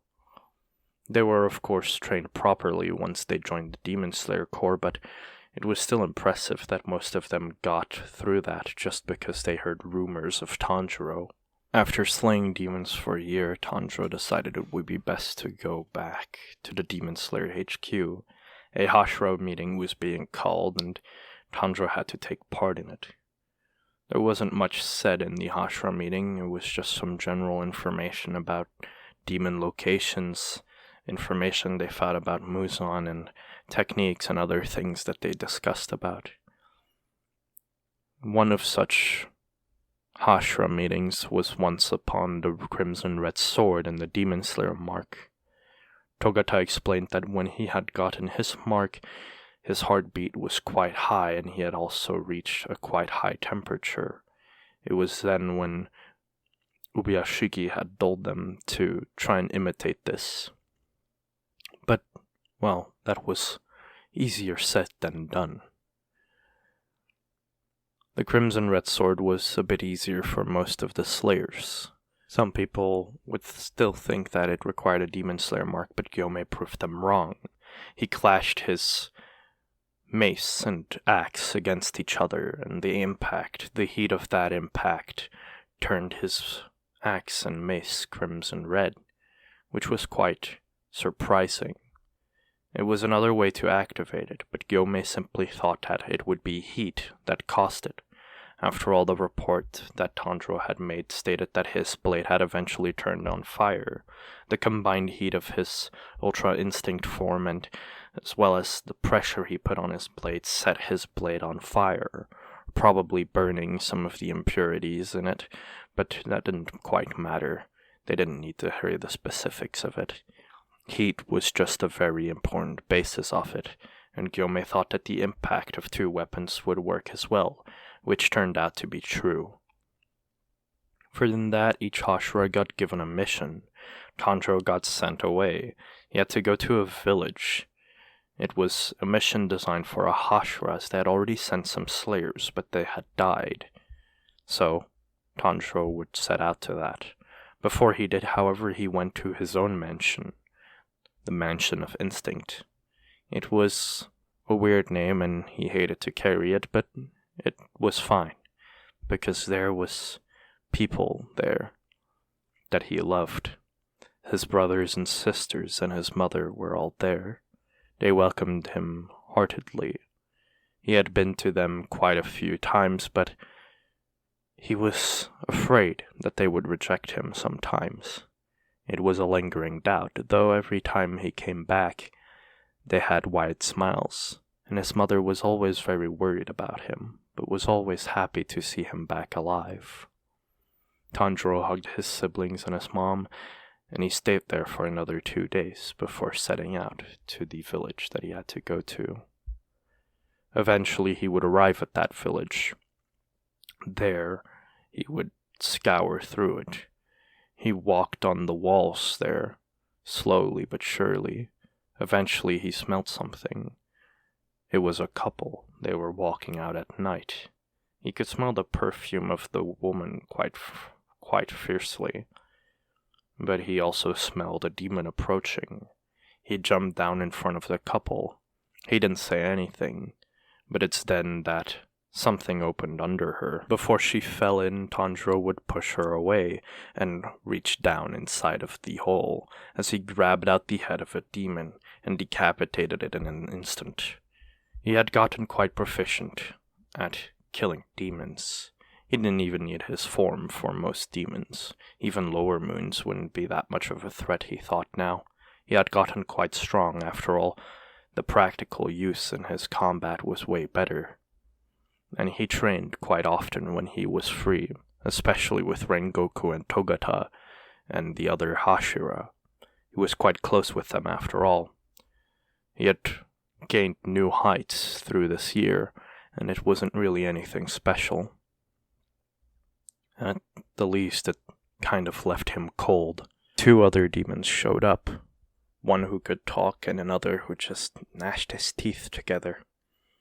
Tanjiro looked at them, and his cold stare sent shivers down their spines. The one who could talk was then talking about how Tanjiro was the one Master wanted to die. He was about to say Master Muzan, but he kept the Muzan part to himself. This led to an interesting thing that Tanjiro thought about. He asked if the demons had met their so-called master. The demons didn't say anything. Tanjiro said that he would figure it out on his own, and that they were useless to him. Both of them got decapitated in an instant. When their heads fell, they saw that Tanjiro's hair had turned white for a split second, as they disintegrated. He sheathed his sword. As he walked up to the boy who was there, he handed him something. It was a cloth. It had a lot of different pins and things on it. I saw it when I slashed a demon, so I grabbed onto it. Please, find the families that lost a daughter and ask them if this pin belongs to them. You don't have to tell them what happened. You might get branded as a criminal, so just say that you found this somewhere. Please take care of yourselves and try not to linger out at night too much, Tanjiro would say as he disappeared.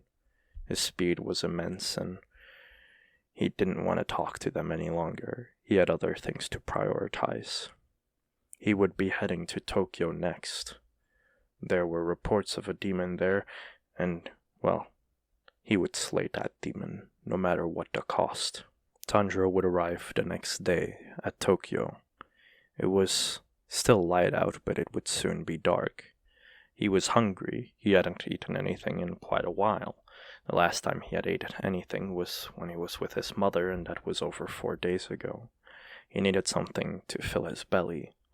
He found an udon stand, and there he would request 4 bowls, which eventually turned into 5, then 6, then 7, then 8. He had eaten quite a lot. It was to the point that the udon guy was impressed. "Hey kid, you sure you can pay for all this?" Tanjiro put money on the counter, which showed that he had quite enough money to pay for it. After all, him being a Hashira, he was quite generously funded by the Demon Slayer Corps. Though he declined most of the money he had gotten, he always took a bit that was enough to handle. enough for his family and enough for himself when he was out. Though Ubiyashiki would always send the money to Kie and say that it was what Tanjiro deserved for his bravery and his work, which she always accepted and hid from Tanjiro. Of course, Tanjiro himself didn't know this. When he was on his 9th bowl of udon, it was already dark out.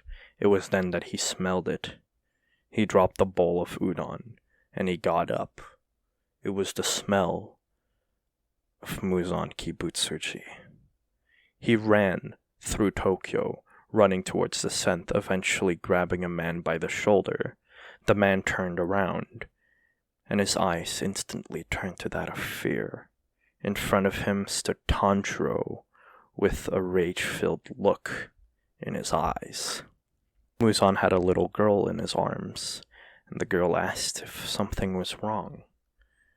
Muzan realized that Tanjiro wouldn't do anything as long as he had humans around him, so he said that nothing was wrong, as he just smirked. He asked if he knew Tanjiro, and Tanjiro got agitated. Tanjiro disappeared before his sight. He knew where Tanjiro went, but that wasn't important right now. He moved with his wife and kid. He dropped them off somewhere, with a chauffeur and a car, as he then made his way through the alleyways. There were some drunken people there, but that's not why he made his way there. Right then and there was Tanjiro. Muzan spoke. You know, with your strength, we could rule this world. I apologize for attacking your family, but why don't you join me? Together, we could be so much stronger. What do you think? Muzan would say. He was scared of Tanjiro, but if he could get Tanjiro to become a demon, then he would have one of the strongest allies ever. It was in a similar situation with Kokoshibo, the Upper Moon 1 demon. You really think I'll join someone like you, who kills people, and wants to rule this world? People like you make me sick, Tanjiro said as he unsheathed his blade. The drunk people behind Tanjiro were laughing, thinking that this was a play.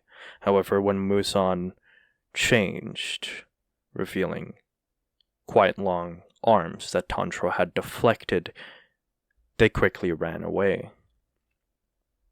The alleyway they were in was quite literally instantly destroyed. Muzan sent out his long arms, the tentacles, to attack Tanjiro. Each one was quite a heavy blow, but Tanjiro deflected them. He had already entered his black-haired form, or the incomplete version of Ultra Instinct, which Muzan was confused about, because Tanjiro was keeping up with his attacks pretty easily. Tanjiro had mastered Ultra Instinct pretty well, to the point where even the incomplete version was quite fierce on its own.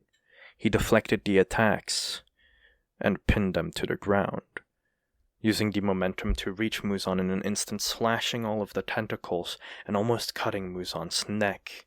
However, Muzan backed off. It was then that he wondered. He asked once more, See, with that strength, why would you want to be immortal? You could be something so much more. You could be a god to these people, these idiots. Look at your strength. Do you really want to lose that? You'll die of old age one day. Think about it, Tanjiro. Join me. However, Tanjiro was stone cold. His face didn't change. However, his hair did. It turned white. Now Muzan was really panicking. He knew he would either have to run away or summon all of the upper moons right now if he wanted to survive this. It's at that moment that Muzan got slashed countless times in different areas. He couldn't react to Tanjiro's speed. All he felt was the heat.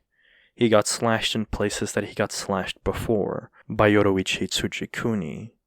Muzan quite literally had to focus fully on healing. He was trapped. It was even worse than when Yoroichi had attacked him. Tanjiro's blade was so much hotter. It's then that he saw it. A flicker. He attacked where it was and Tanjiro blocked, flying back. It's now that he saw it. Tanjiro's blade was quite literally on fire. The places Muzan got attacked left deep scars. He was currently being scarred, even though he was so much stronger than when he fought Yoroichi. This boy is a monster, he thought, as he looked at his own arms. His arms quite literally having burn marks on them that took a long time to heal. The heat Tanjiro let out was something else. His aura grew by the second. It was getting hotter and hotter as well, to the point where it would actively start burning Muzan's skin, though this time he could regenerate it. It wasn't as hot as his blade. Tanjiro calmed down, and he focused the heat, making the aura smaller. His blade's fire turned to blue. As the heat was getting more intensified around Tanjiro than it being concentrated outwards, Muzan got scared. Really scared. Both times where he was traumatized by someone. Hiroichi Tsujikuni, the man who had almost killed him 400 years ago, and now Tanjiro Kamado, the boy who had almost killed him 3 years ago. And back then, he was using an axe. Muzan was infuriated, but he had to escape right now. He let out a roar, a destructive roar. It broke the buildings around him and sent Tanjiro back. Tanjiro realized what Muzan was doing, but before he could strike Muzan, it was already too late. Muzan had escaped. When he looked around, there was countless death. A large portion of Tokyo was gone in an instant. Countless people died. Countless people were screaming for help, for people to save them. Tanjiro's blood boiled. His eyes turned bloodshot, and his blade was getting hotter. His aura was growing immensely. However, he passed out. The heat had gotten to him. As his aura dissipated, he fell over, but he was caught. Tanjiro was swimming in darkness. It wasn't really swimming, so more or less floating. He couldn't feel anything at all. It was just darkness all around. But he heard something. A heart-wrenching scream. It was his mother. He looked over to his left. He could see some light as he tried to make his way over there. He floated slowly, eventually reaching the light. When he reached it, before him he saw Muzan Kibutsuji murdering his family one by one, piercing his brother's chest, killing his younger sister, decapitating his mother. Muzan looked over at Tanjiro and laughed as he made a remark. "You're too weak to save them, Tanjiro. Soon, all your friends will go too." Muzan disappeared as Tanjiro woke up screaming, "Ah!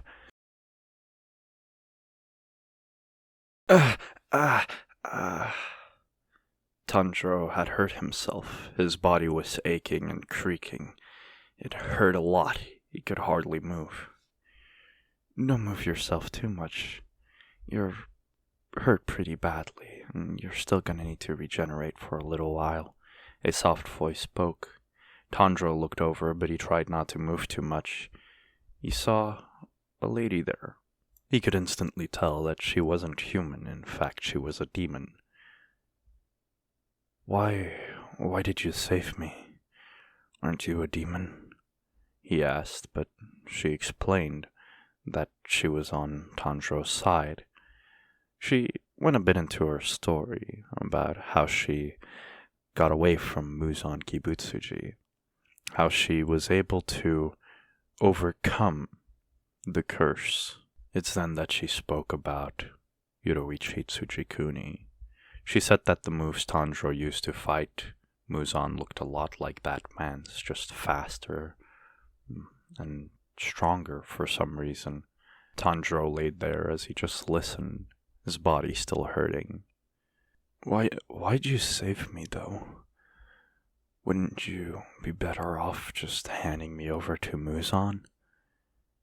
It's then that Lady Tamayo spoke. Well, you made him run in fear, and also I'm not really one of his underlings. I used to be, but I won in the end. Let's just put it like that. I'm actually trying to find a cure for demons, and I want to save a lot of people. I want to bring an end to the terror of Muzan Kibutsuji, she said as she spoke softly. It's at that moment that a loud boy came in. He spoke to Lady Tamayo, explaining that he had sealed off their location and that they couldn't be tracked that easily, which Lady Tamayo thanked him for. He looked at Tanjiro and didn't say a word, as he just brought over some tea and some food. Tanjiro stayed there for a while. He eventually got to talk to the boy, who introduced himself as Yuichiro. He was Lady Tamayo's escort, so to speak, more or less someone under her. He had been saved by her before, and he was so grateful that he stayed with her.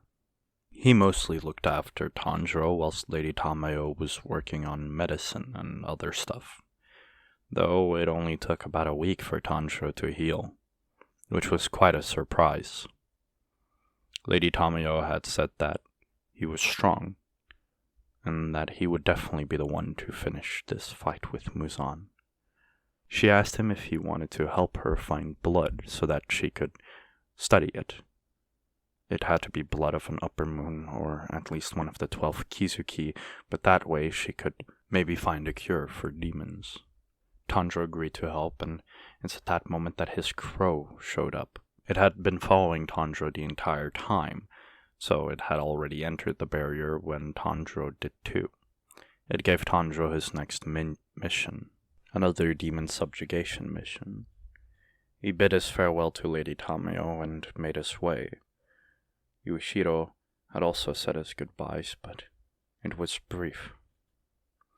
Tanjiro left as he made his way over to the place he had to go to. He was afraid.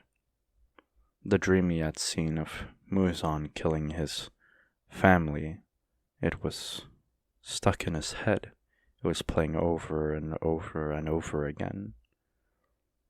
Dang it, Tanjiro said out loud. It's then that he heard a loud scream. It was a lady. She was being bothered by a guy who was wearing yellow. Could you stop? She's obviously not interested, Tanjiro said as the guy with yellow hair looked over. He was blabbering something about them being fiancés and being married, but the girl slapped him as she then made her escape, saying that he was a creep. The boy looked at Tanjiro and yelled at him, saying that it was his fault that he didn't get married, but Tanjiro just had a look of disgust on his face. Disappointment, more or less. He just ignored the boy and made his way. The boy followed him as he was scared of being left alone. He introduced himself as Zenitsu and he wouldn't stop talking, though eventually Tanjiro talked with him. They got along well. Zenitsu saw Tanjiro and thought of him as strong. Tanjiro had this sound about him that left off a calm feeling. Tanjiro shared his food with Zenitsu and they eventually found a boy and a girl. They were young. They asked for help as their brother had been kidnapped, so Tanjiro asked them to show the way. They did. They eventually got into a forest and showed a house. Tanjiro told them to hide and that he would find their sibling. So he entered the house. He told Zenitsu to stay behind and watch the children, as it was dark in the forest and a demon could show up at any moment. Though Zenitsu was scared. However, when Tanjiro told him that he had it, and that he shouldn't be afraid, it somehow made Zenitsu calm. The feeling of someone strong telling him that he was strong and that he could handle himself reassured him. Tanjiro made his way inside. As he looked around, it's then that he smelled it. There were 3 demons in this place. One stronger than the other 2, and the weird thing was he could smell multiple human scents. He made his way over to the first human scent. His priority was evacuating the citizens and the people here. However, when he found the person, it just seemed to be a guy wearing a boar mask. He was holding 2 swords as he rushed at Tanjiro. Tanjiro just calmly stayed still. The guy wearing the boar mask laughed. "Coming through!" he yelled as he rushed past Tanjiro. Tanjiro realized that he was running straight towards where another demon was. He smelled it. He followed behind the boar to make sure that he was safe. It's at that moment that a hand tried to reach out for the boar, but the boar mask guy dodged. When the demon showed itself, he took care of it easily. Tanjiro remarked that the breathing style he used was peculiar. Another demon showed up, behind Tanjiro. He had already sensed it, but it didn't really matter. He knew that he could take care of it easily. He had stayed on guard after all. The demon used its long tongue to try and attack Tanjiro, however Tanjiro slashed it. The guy wearing the boar mask was stunned. He couldn't even see Tanjiro's blade move. In an instant, Tanjiro had appeared behind the demon. Before the demon could even realize it, its neck had already been sliced off. His body was in great condition. After exerting so much power, he had pushed his limit, but it also showed him that he could still surpass that limit. In 1 week time, the week that he had recovered himself, he had gotten rid of all the fatigue on his body, and had not lost any of the strength that he had. Currently, Tanjiro was beyond the physical peak that his age would be at. He looked at the guy wearing the boar mask, who instantly asked Tanjiro for a spar, but Tanjiro refused, saying that there was still a demon to be taken care of, and still a human to be saved. The guy wearing the boar mask didn't care, but Tanjiro did. He made his way through the halls as he was followed by the boar mask guy, who was running after him. The scent of the human was getting stronger, as he eventually came before a door. Before he opened, he said that he was a human, and that he wished to save the boy, that his siblings were waiting outside. He opened the door and there was a boy crying. He held a drum in his hand and he was about to slap it, but when he saw Tanjiro, he stopped. He rushed towards Tanjiro, hugging him and crying. He was terrified. But when he saw the man wearing the boar mask, he got afraid, thinking it was a demon. "Hey, boar mask, could you take this child outside and keep him safe?" He looked at the boar mask guy. "The name's Inosuke," the boar mask guy grumbled angrily. "I'll do it if you spar me," he said instantly, which Tanjiro accepted. He just wanted to make sure the child was safe. So Inosuke picked up the child and put him on his back as he started running through the hallways. "How dare you?" a voice spoke. When Tanjiro looked over, there was a demon standing on the opposite side of the room. That's my dinner. That's my food. My mariachi." He would keep grumbling as he attacked Tanjiro by hitting his drum. Tanjiro dodged the attack. As the demon opened his eye, Tanjiro saw that on his eye there was the former number 6. Tanjiro took a breath and decapitated the demon before the demon could even react. "I hope your next life can be filled with happiness, Tanjiro said as he could feel the sadness coming off of the demon's body. He grabbed the demon's blood. It was still a former Kizuki, so it would be handy to study it. A cat appeared. Tanjiro handed over the blood to the cat as he started making his way outside. There he found Zenitsu, who was standing with the kids. The older brother was hugging his siblings, but the boar mask guy, Inosuke, he was trying to fight Zenitsu, saying that he was a coward for not fighting. But when he saw Tanjiro, he instantly grabbed his swords and rushed at Tanjiro. Tanjiro blocked his attacks easily. Zenitsu tried to stop Inosuke, but it was over. Inosuke was knocked out. A crow landed on Tanjiro's shoulder. "A Hashira meeting will be held," the crow said. "Tanjiro Kamado, the instinct Hashira Tanjiro Kamado will have to take place in this Hashira meeting," the crow said. The crow continued. "Zenitsu Agatsuma and Inosuke Hashibira will both head to the nearest Wisteria mansion to rest up," the crow said.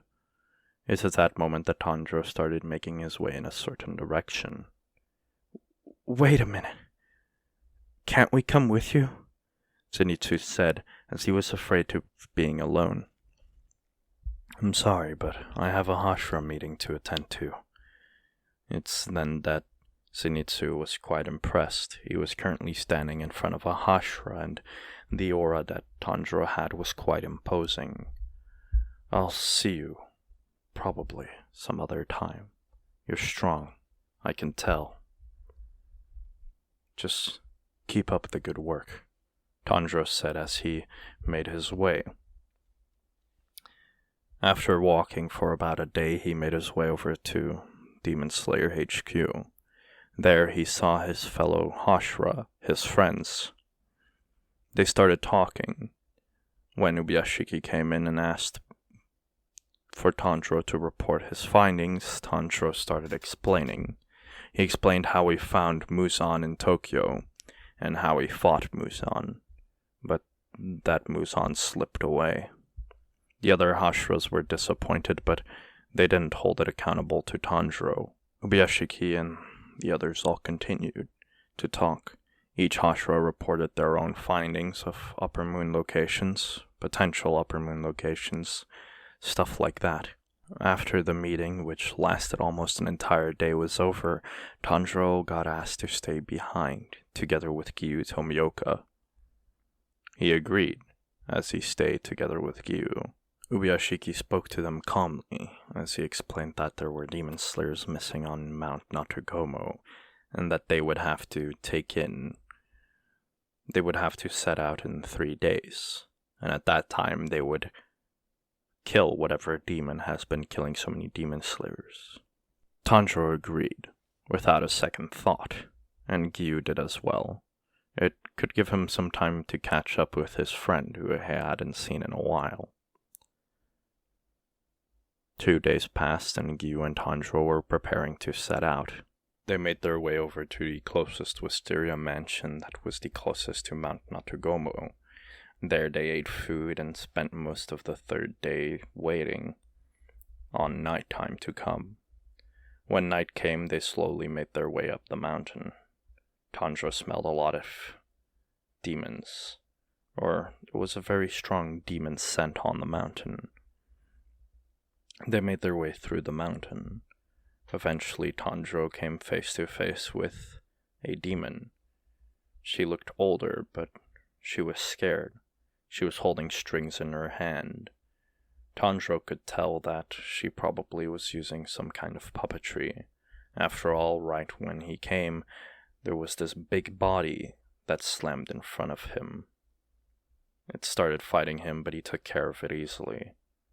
The demon lady just sat there and waited for her end, as Tanjiro made the death quick and painless. He looked around and decided to go into the next direction. When he did, he eventually came back to the river that was in the mountain. When he looked, he saw that there was a slayer fighting another demon, a stronger demon than the lady he had just seen. It was Inosuke who was fighting a big demon. Tanjiro asked if he wanted help, but this just infuriated Inosuke as he started fighting harder. Tanjiro was impressed. Inosuke had grown a lot. It had only been about 4 days since his meeting with Inosuke, but Inosuke had grown exponentially in that time. He eventually was able to decapitate the demon, but he was still very hurt. He challenged Tanjiro again, but Tanjiro just told him to rest, and that they would have enough time to fight when he was recovered. Inosuke disagreed, but Tanjiro just tied him up to a tree and left. He made his way to where he thought the next demon was. It was the closest demon to this one, and it was the strongest scent. But when he arrived, he looked up. The scent of a human was all that remained here. The little demons all around him were dissipating, and he made his way up to where the floating house was. The house that was connected to strings and trees. He saw Zenitsu sitting there. He had been poisoned, but it wasn't that bad yet. Tanjiro picked him up and quickly moved to the nearest kakushi, telling them to bring Zenitsu to the closest medical care and to give him some antidotes to the demon's poison, which they agreed on and did. Tanjiro then continued on the mountain. He had met up with Giyu, and together they went to the last demon. It was speculated that this could be an Upper Moon or Lower Moon 1. Whilst both of them could probably easily take care of this demon, it was better to stick together than to split up. They eventually arrived, and Tanjiro was baffled. In front of him was his sister, who had just decapitated Lower Moon 5. The weirdest thing was, the stance she was using was the Hinokami Kagura, the same dance that Tanjiro did. In the years that he had spent as a Hashira, he had given a few tips to his sister and given her a few training things, but he had never really trained her. What was more surprising was that it didn't hurt her whilst using it. After all, she was still part demon, so it was confusing at most. The sister demon that was there started running away, but Giyu took care of her. It's then that Nezuko saw Tanjiro. She was still hurt pretty badly, but she healed as she ran over to Tanjiro and hugged him, happy to see him. Tanjiro was happy to see his sister. They talked on their way back down. There, Inosuke was still there. Also, Zenitsu was there, but his condition wasn't much better. Inosuke had also hurt his throat pretty badly, and he was injured somehow, probably from fighting the Kakushi. They needed better treatment, so Tanjiro decided to bring them to the Butterfly Mansion. After all, they would be better treated by Shinobu than anybody else. It took about half a day to get there. He asked Shinobu kindly if she could treat them, and she instantly accepted. After all, Tanjiro had saved her sister. She would do anything for him. It is at that moment that Tanjiro decided to take a break. He asked Ubuyashiki if he could stay here for around 1 week or 2 weeks, which his approval got given. Tanjiro got given a bit of a break from hunting demons. He was going to train up his sister and her comrades. It took about 3 or 4 days for everybody to be completely healed. Zenitsu took a bit longer. He took 5-6 days. 5.5, if you so will. Their rehabilitation training started. They all got taught by Tanjiro, but also by the people that were there, Kanae and Kanao, and Shinobu as well. They got given tips and stuff that they didn't know. It's at that moment that Tanjiro explained total concentration constant to them, which they all started training. Nezuko, who had gotten the concept of it before, started training it the fastest. She was the one who grew the most from this, as she had already gotten some tips from Tanjiro before. The others also quickly caught on, but their training didn't end there. They still trained more and more. Tanjiro really pushed their limits in these 2 weeks. It's then that he wanted to get back to slaying demons. He made his way out, giving his goodbyes to his sister and her friends, as he got given his next mission to go to a district, an entertainment district. Tanjiro received his next mission. He had to go to the entertainment district. So he set out. It took more than a day to get there, but when he got there, he instantly started his search. He looked all around, but couldn't find anything on the first day. It's then that he had an idea, but he thought it would take too long to do that idea, so he continued on just searching himself. He didn't find anything for another 3 days, but on the 5th day he did. He heard a scream. It was soft and it dissipated quickly, but he still made his way over there. When he arrived, he entered a room. There was a lady who was slowly starting to transform into a belt. She was unconscious, but when he looked at where the belt was, he saw a white-haired woman, a demon, specifically Upper Moon 6. She got scared because she saw Tanjiro and she had remembered something that Muzan had told her. Though she couldn't run, she attacked Tanjiro, but Tanjiro instantly deflected her attacks and easily decapitated her, wondering if she was really this weak for an Upper Moon. He cut the belt and the lady got free. Though, however, when he looked back, the demon hadn't turned to ash yet. In fact, she was just sitting there crying.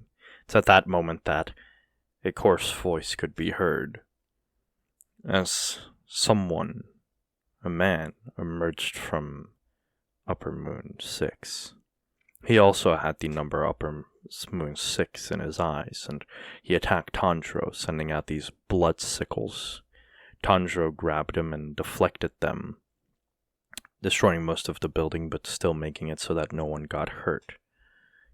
He rushed at the man. His hair turned black as his speed was so fast that no one could really see the movement.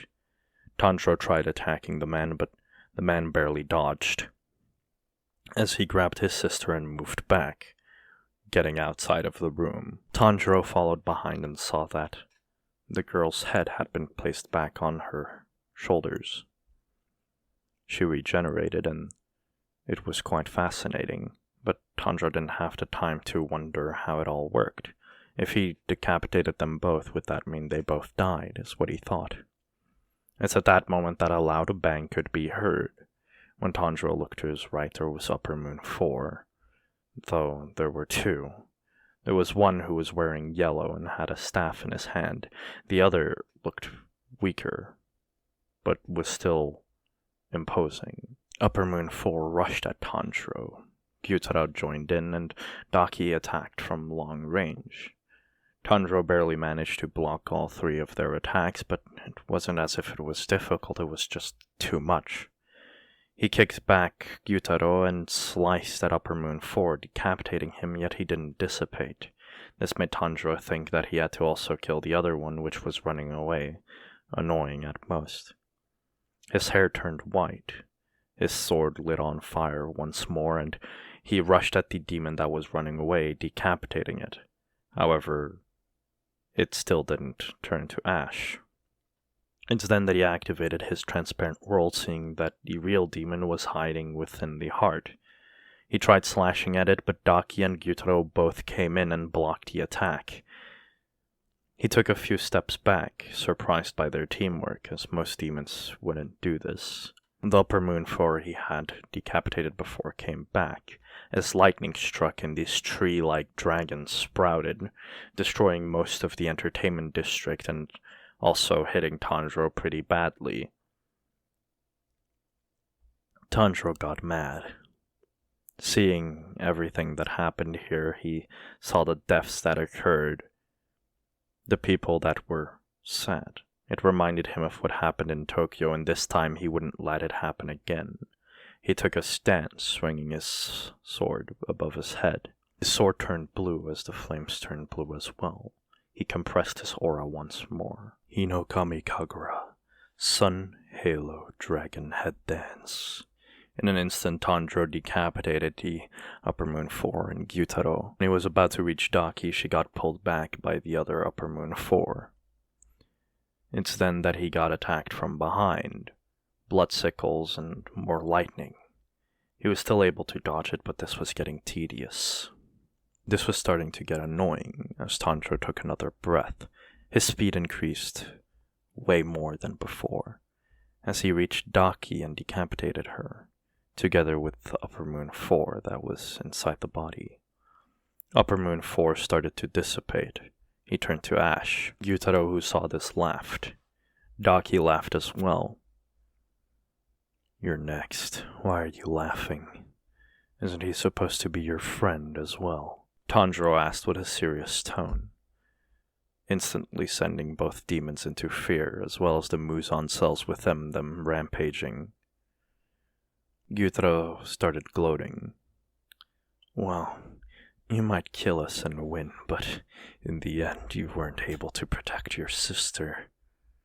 Tanjiro questioned what he meant, as he then instantly rushed before Gyutaro, his sword to his neck as he asked the demon to speak. "By now she must be dead. After all, she went to the Infinity Train. Upper Moon 2 and 1 should have taken care of her by now." He started gloating in a disgusting manner. Tanjiro decapitated his head. Daki tried to run away to stall for time, but she got decapitated in an instant as well. Tanjiro's aura flared as the surrounding area was starting to burn. He turned back to his normal form. His sword stopped being on fire. The area around him was still burning, and he looked over. There was his crow, as it landed on his fingers, which were still hot. It floated in front of Tanjiro because it couldn't land on his fingers, as his body temperature was very, very hot. "What direction do I have to go in to go to the Infinity Train?" Tanjiro asked. The crow didn't know how to respond, but it did know where the train left, at what station they departed, so it told Tanjiro the station that he had to go to and the direction to go to that station. Tanjiro's hair turned white as he disappeared in an instant. At full speed he ran, and within less than 10 minutes he had already arrived at the station, which was kilometers away. His hair turned back to normal as he walked up to one of the staff. He asked in what way the train had gone to, as the staff member told Tanjiro that the train had gone to the next station, which was in a certain direction. Tanjiro's hair turned white once more as he rushed in the direction that the staff member had said. As Tanjiro ran, massive dust clouds could be seen. Every step he took as he ran destroyed more and more of the surrounding area, but the speed he had reached was even faster than before. Eventually he came to a stop. He saw the train, but it was no longer on the tracks. It had fallen over and had crashed. Tanjiro smelled demons. He made his way over, and instantly he saw Upper Moon 2 and Upper Moon 1 fighting someone. It was Kyojuro Rengoku, who was severely wounded and probably couldn't hold out much longer. He looked around, but he couldn't find his sister. He saw Zenitsu and Inosuke, and he asked them where his sister was. It was then that Tanjiro was told that his sister got kidnapped by Upper Moon 5. Tanjiro hadn't considered another Upper Moon being here, but his sister being taken meant that she wasn't dead yet. Tanjiro rushed over to Rengoku's side.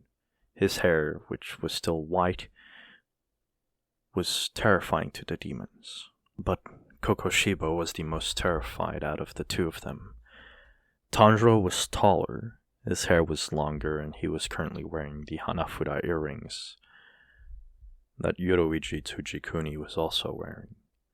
His resemblance to Yoruichi was a lot alike, but also the imposing aura that Tanjiro had was terrifying.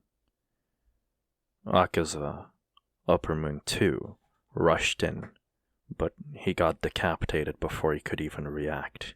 Tanjiro was raging, but to everybody who was looking, he seemed to be the calmest ever.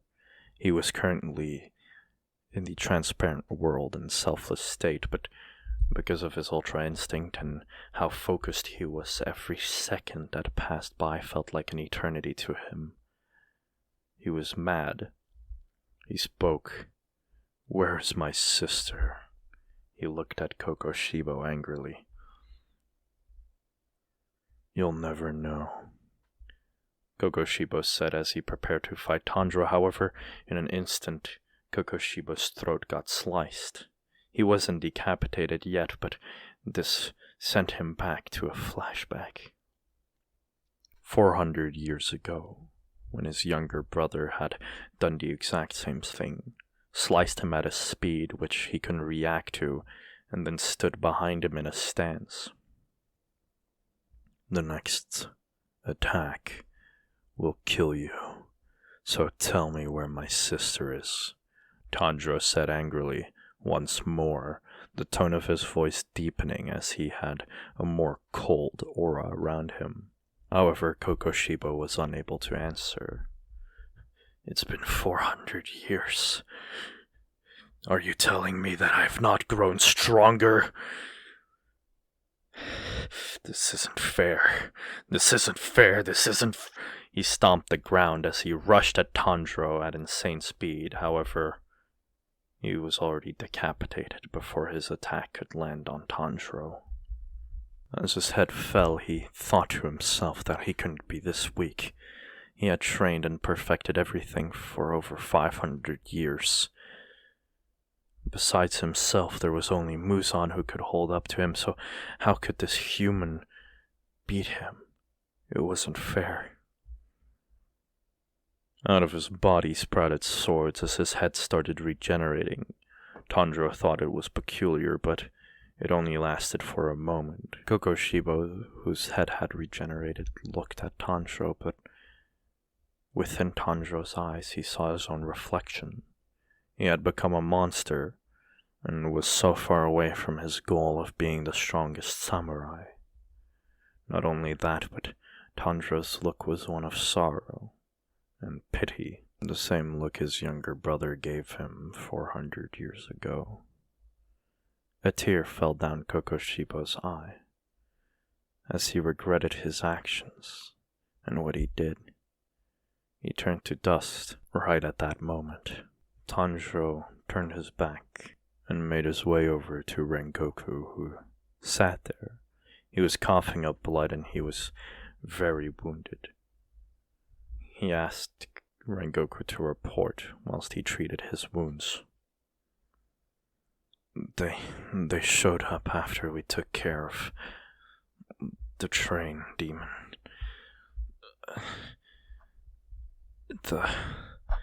They took your sister because she regenerated quickly, and that Upper Moon one realized she was using sun breathing, which made him think she was resistant to the sun. After that, they took her after knocking her out.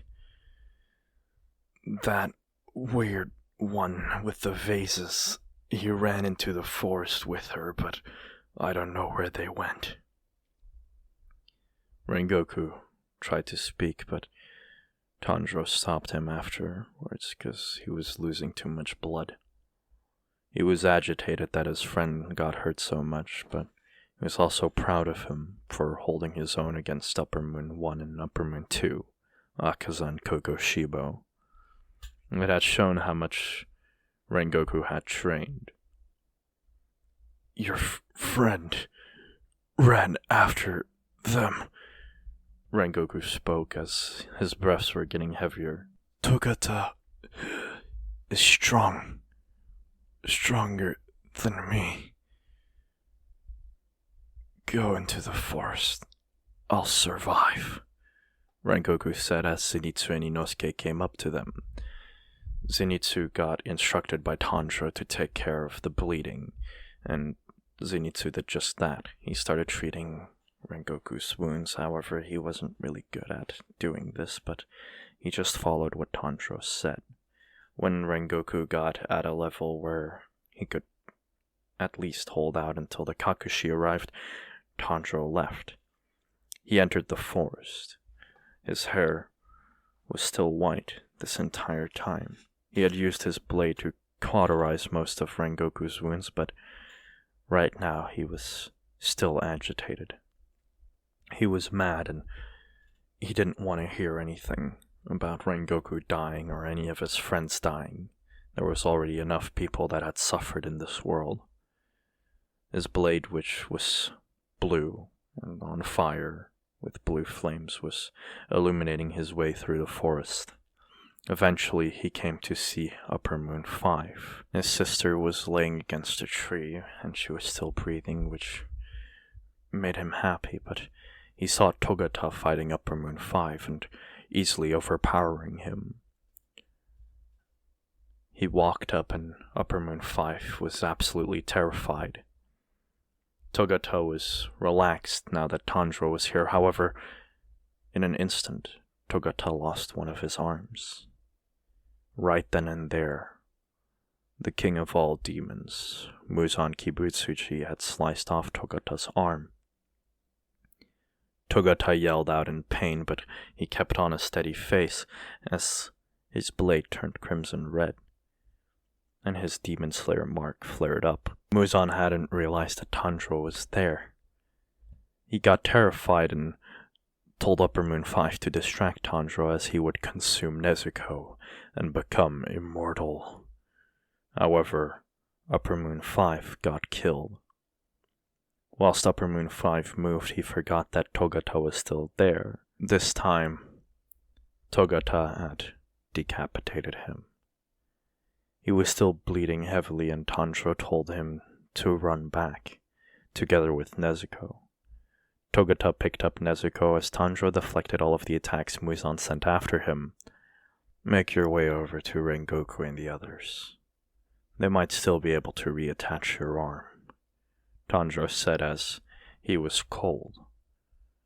His blade, which was on fire, started to heat up even more. Muzan was terrified and he tried to run, but Tanjiro stopped him. This time he unleashed countless attacks against the Demon King. Inokami Kagura, Dance of the Fire God, the 13th form of sun breathing, the form that combined every single form and repeated them countless times. Tanjiro used it, but at the speed that he was going at, Muzan couldn't even react to anything. Muzan was getting sliced constantly, and very slowly but surely, his regeneration slowed and became slower and slower. He let out another blood-curdling scream like he did before, but the other Hashira who were closest came here. Gyuto Myoka and Sanemi Shinazugawa both arrived, stopping the Demon King from running away. God damn you! Get out of my way! Muzan said as he unleashed a devastating attack. However, Tanjiro intervened. He continued to fight Muzan. There was at least a few more hours before sunrise, but Muzan was constantly being slashed. Eventually, his regeneration couldn't even keep up anymore. He had been decapitated countless times, and he had lost so much blood, appendages, and so much more. His arms got sliced, his legs got sliced, his torso got sliced, his neck got sliced, over and over and over again. After an hour, he was already so tormented. He begged for mercy, but Tanjiro didn't listen as he just kept slicing him. It was at that moment that Muzan was terrified, not only of Tanjiro but also of his own immortality, because it meant that Tanjiro wouldn't stop until death came for him. The worst part was that by now, All of the other slayers that were in the vicinity had appeared. There were countless slayers of each and every rank, as well as the other Hashira all showed up and were watching this battle go down. They didn't even have to intervene because Tanjiro's movements were so perfect and so fast that even if they tried to help, they would just get in his way. Muzan was tormented. He didn't want to die. He didn't want to die. That's all that he thought. Survival instinct kicked in and he started fighting like a wild animal, making it even easier for Tanjiro to deflect his attacks as they just became predictable. Over and over again he got slashed. Eventually he couldn't even regenerate at the speed that he regenerated before. His hair turned white and he had lost so much blood it was as if he was back to the being he was 400 years ago. He had lost so much strength and his regeneration just couldn't keep up anymore. Eventually, Tanjiro decapitated his head, and even though Muzan could regenerate, even though he could still fight, what was the point? In another 10 minutes, the sun would come up, and he just couldn't win this fight no matter what. He thought about it. What if I transfer my mind, my will to Tanjiro? But it was too late. He had already given up. He stopped regenerating as his body turned to ash. Tanjiro had done an unbelievable feat. He had tortured Muzan so much by killing him over and over and over again that Muzan Kibutsuji had just given up on life. The fight with the demons was finally over, and it all happened in one night. Tanjiro's hair turned back to normal. His blade crumbled as it turned back to its normal state, as it was too hot and couldn't handle it. The irony here was that if Muzan had just kept on trying for 5 more minutes, then Tanjiro would no longer have a blade to fight him. Luck still played a big part in this fight. However, when Tanjiro's hair turned back to normal, his body started creaking and aching. He had been in his mastered Ultra Instinct form for over 6 hours, and fought at his full capacity for over 4 of those hours. Blood started spewing out from multiple places in his body, and he passed out. Shinobu and the others instantly tried to help him, but his body was still very hot and he had still a massive fever. After a year of Tanjiro being in a coma, he had woken up. He found himself surrounded by people that were tending to him. His body was a wreck, but he was glad, because right in front of him was Nezuko. She was a human, he could tell right away, and there was no longer any demon blood in her, and the best part of it all was he knew that Muzan died, which meant that the demon's terror was finally over. Life went on. After another 5 months of Tanjiro recuperating, he was finally able to move back into his old family home together with the rest of his family. There he fell in love with Shinobu Kocho as she joined him. Most of the other slayers also joined in. The house grew and more people came and stayed with the Kamado family. Kanae became Tanjiro's second wife, and soon enough Kanoa became his third. It was mostly out of love and adoration for him. They had their marriages and everybody had joined. Even Ubiyashiki, who had still survived, because Muzan Kibutsuji died. removing the curse on his family, joined in on the wedding. Mitsuri and Obanai got together and they had their own wedding, and the Slayers all shared meals together and reunited mostly every year to tell their stories and to share their camaraderie. The Demon Slayer Corps disbanded. Ubeyashiki reformed it. They became somewhat of a police force that would take care of the utmost evils, which everybody was fine with, after all. It was Ubeyashiki's organization and he still called the shots. Tanjiro lived a happy life, together with his family. The demons were taken care of and there was nothing anymore but happiness and peace. And with that, the story is over. I hope you lovely cubs enjoyed this story as much as I did making it. If you haven't already, like and subscribe.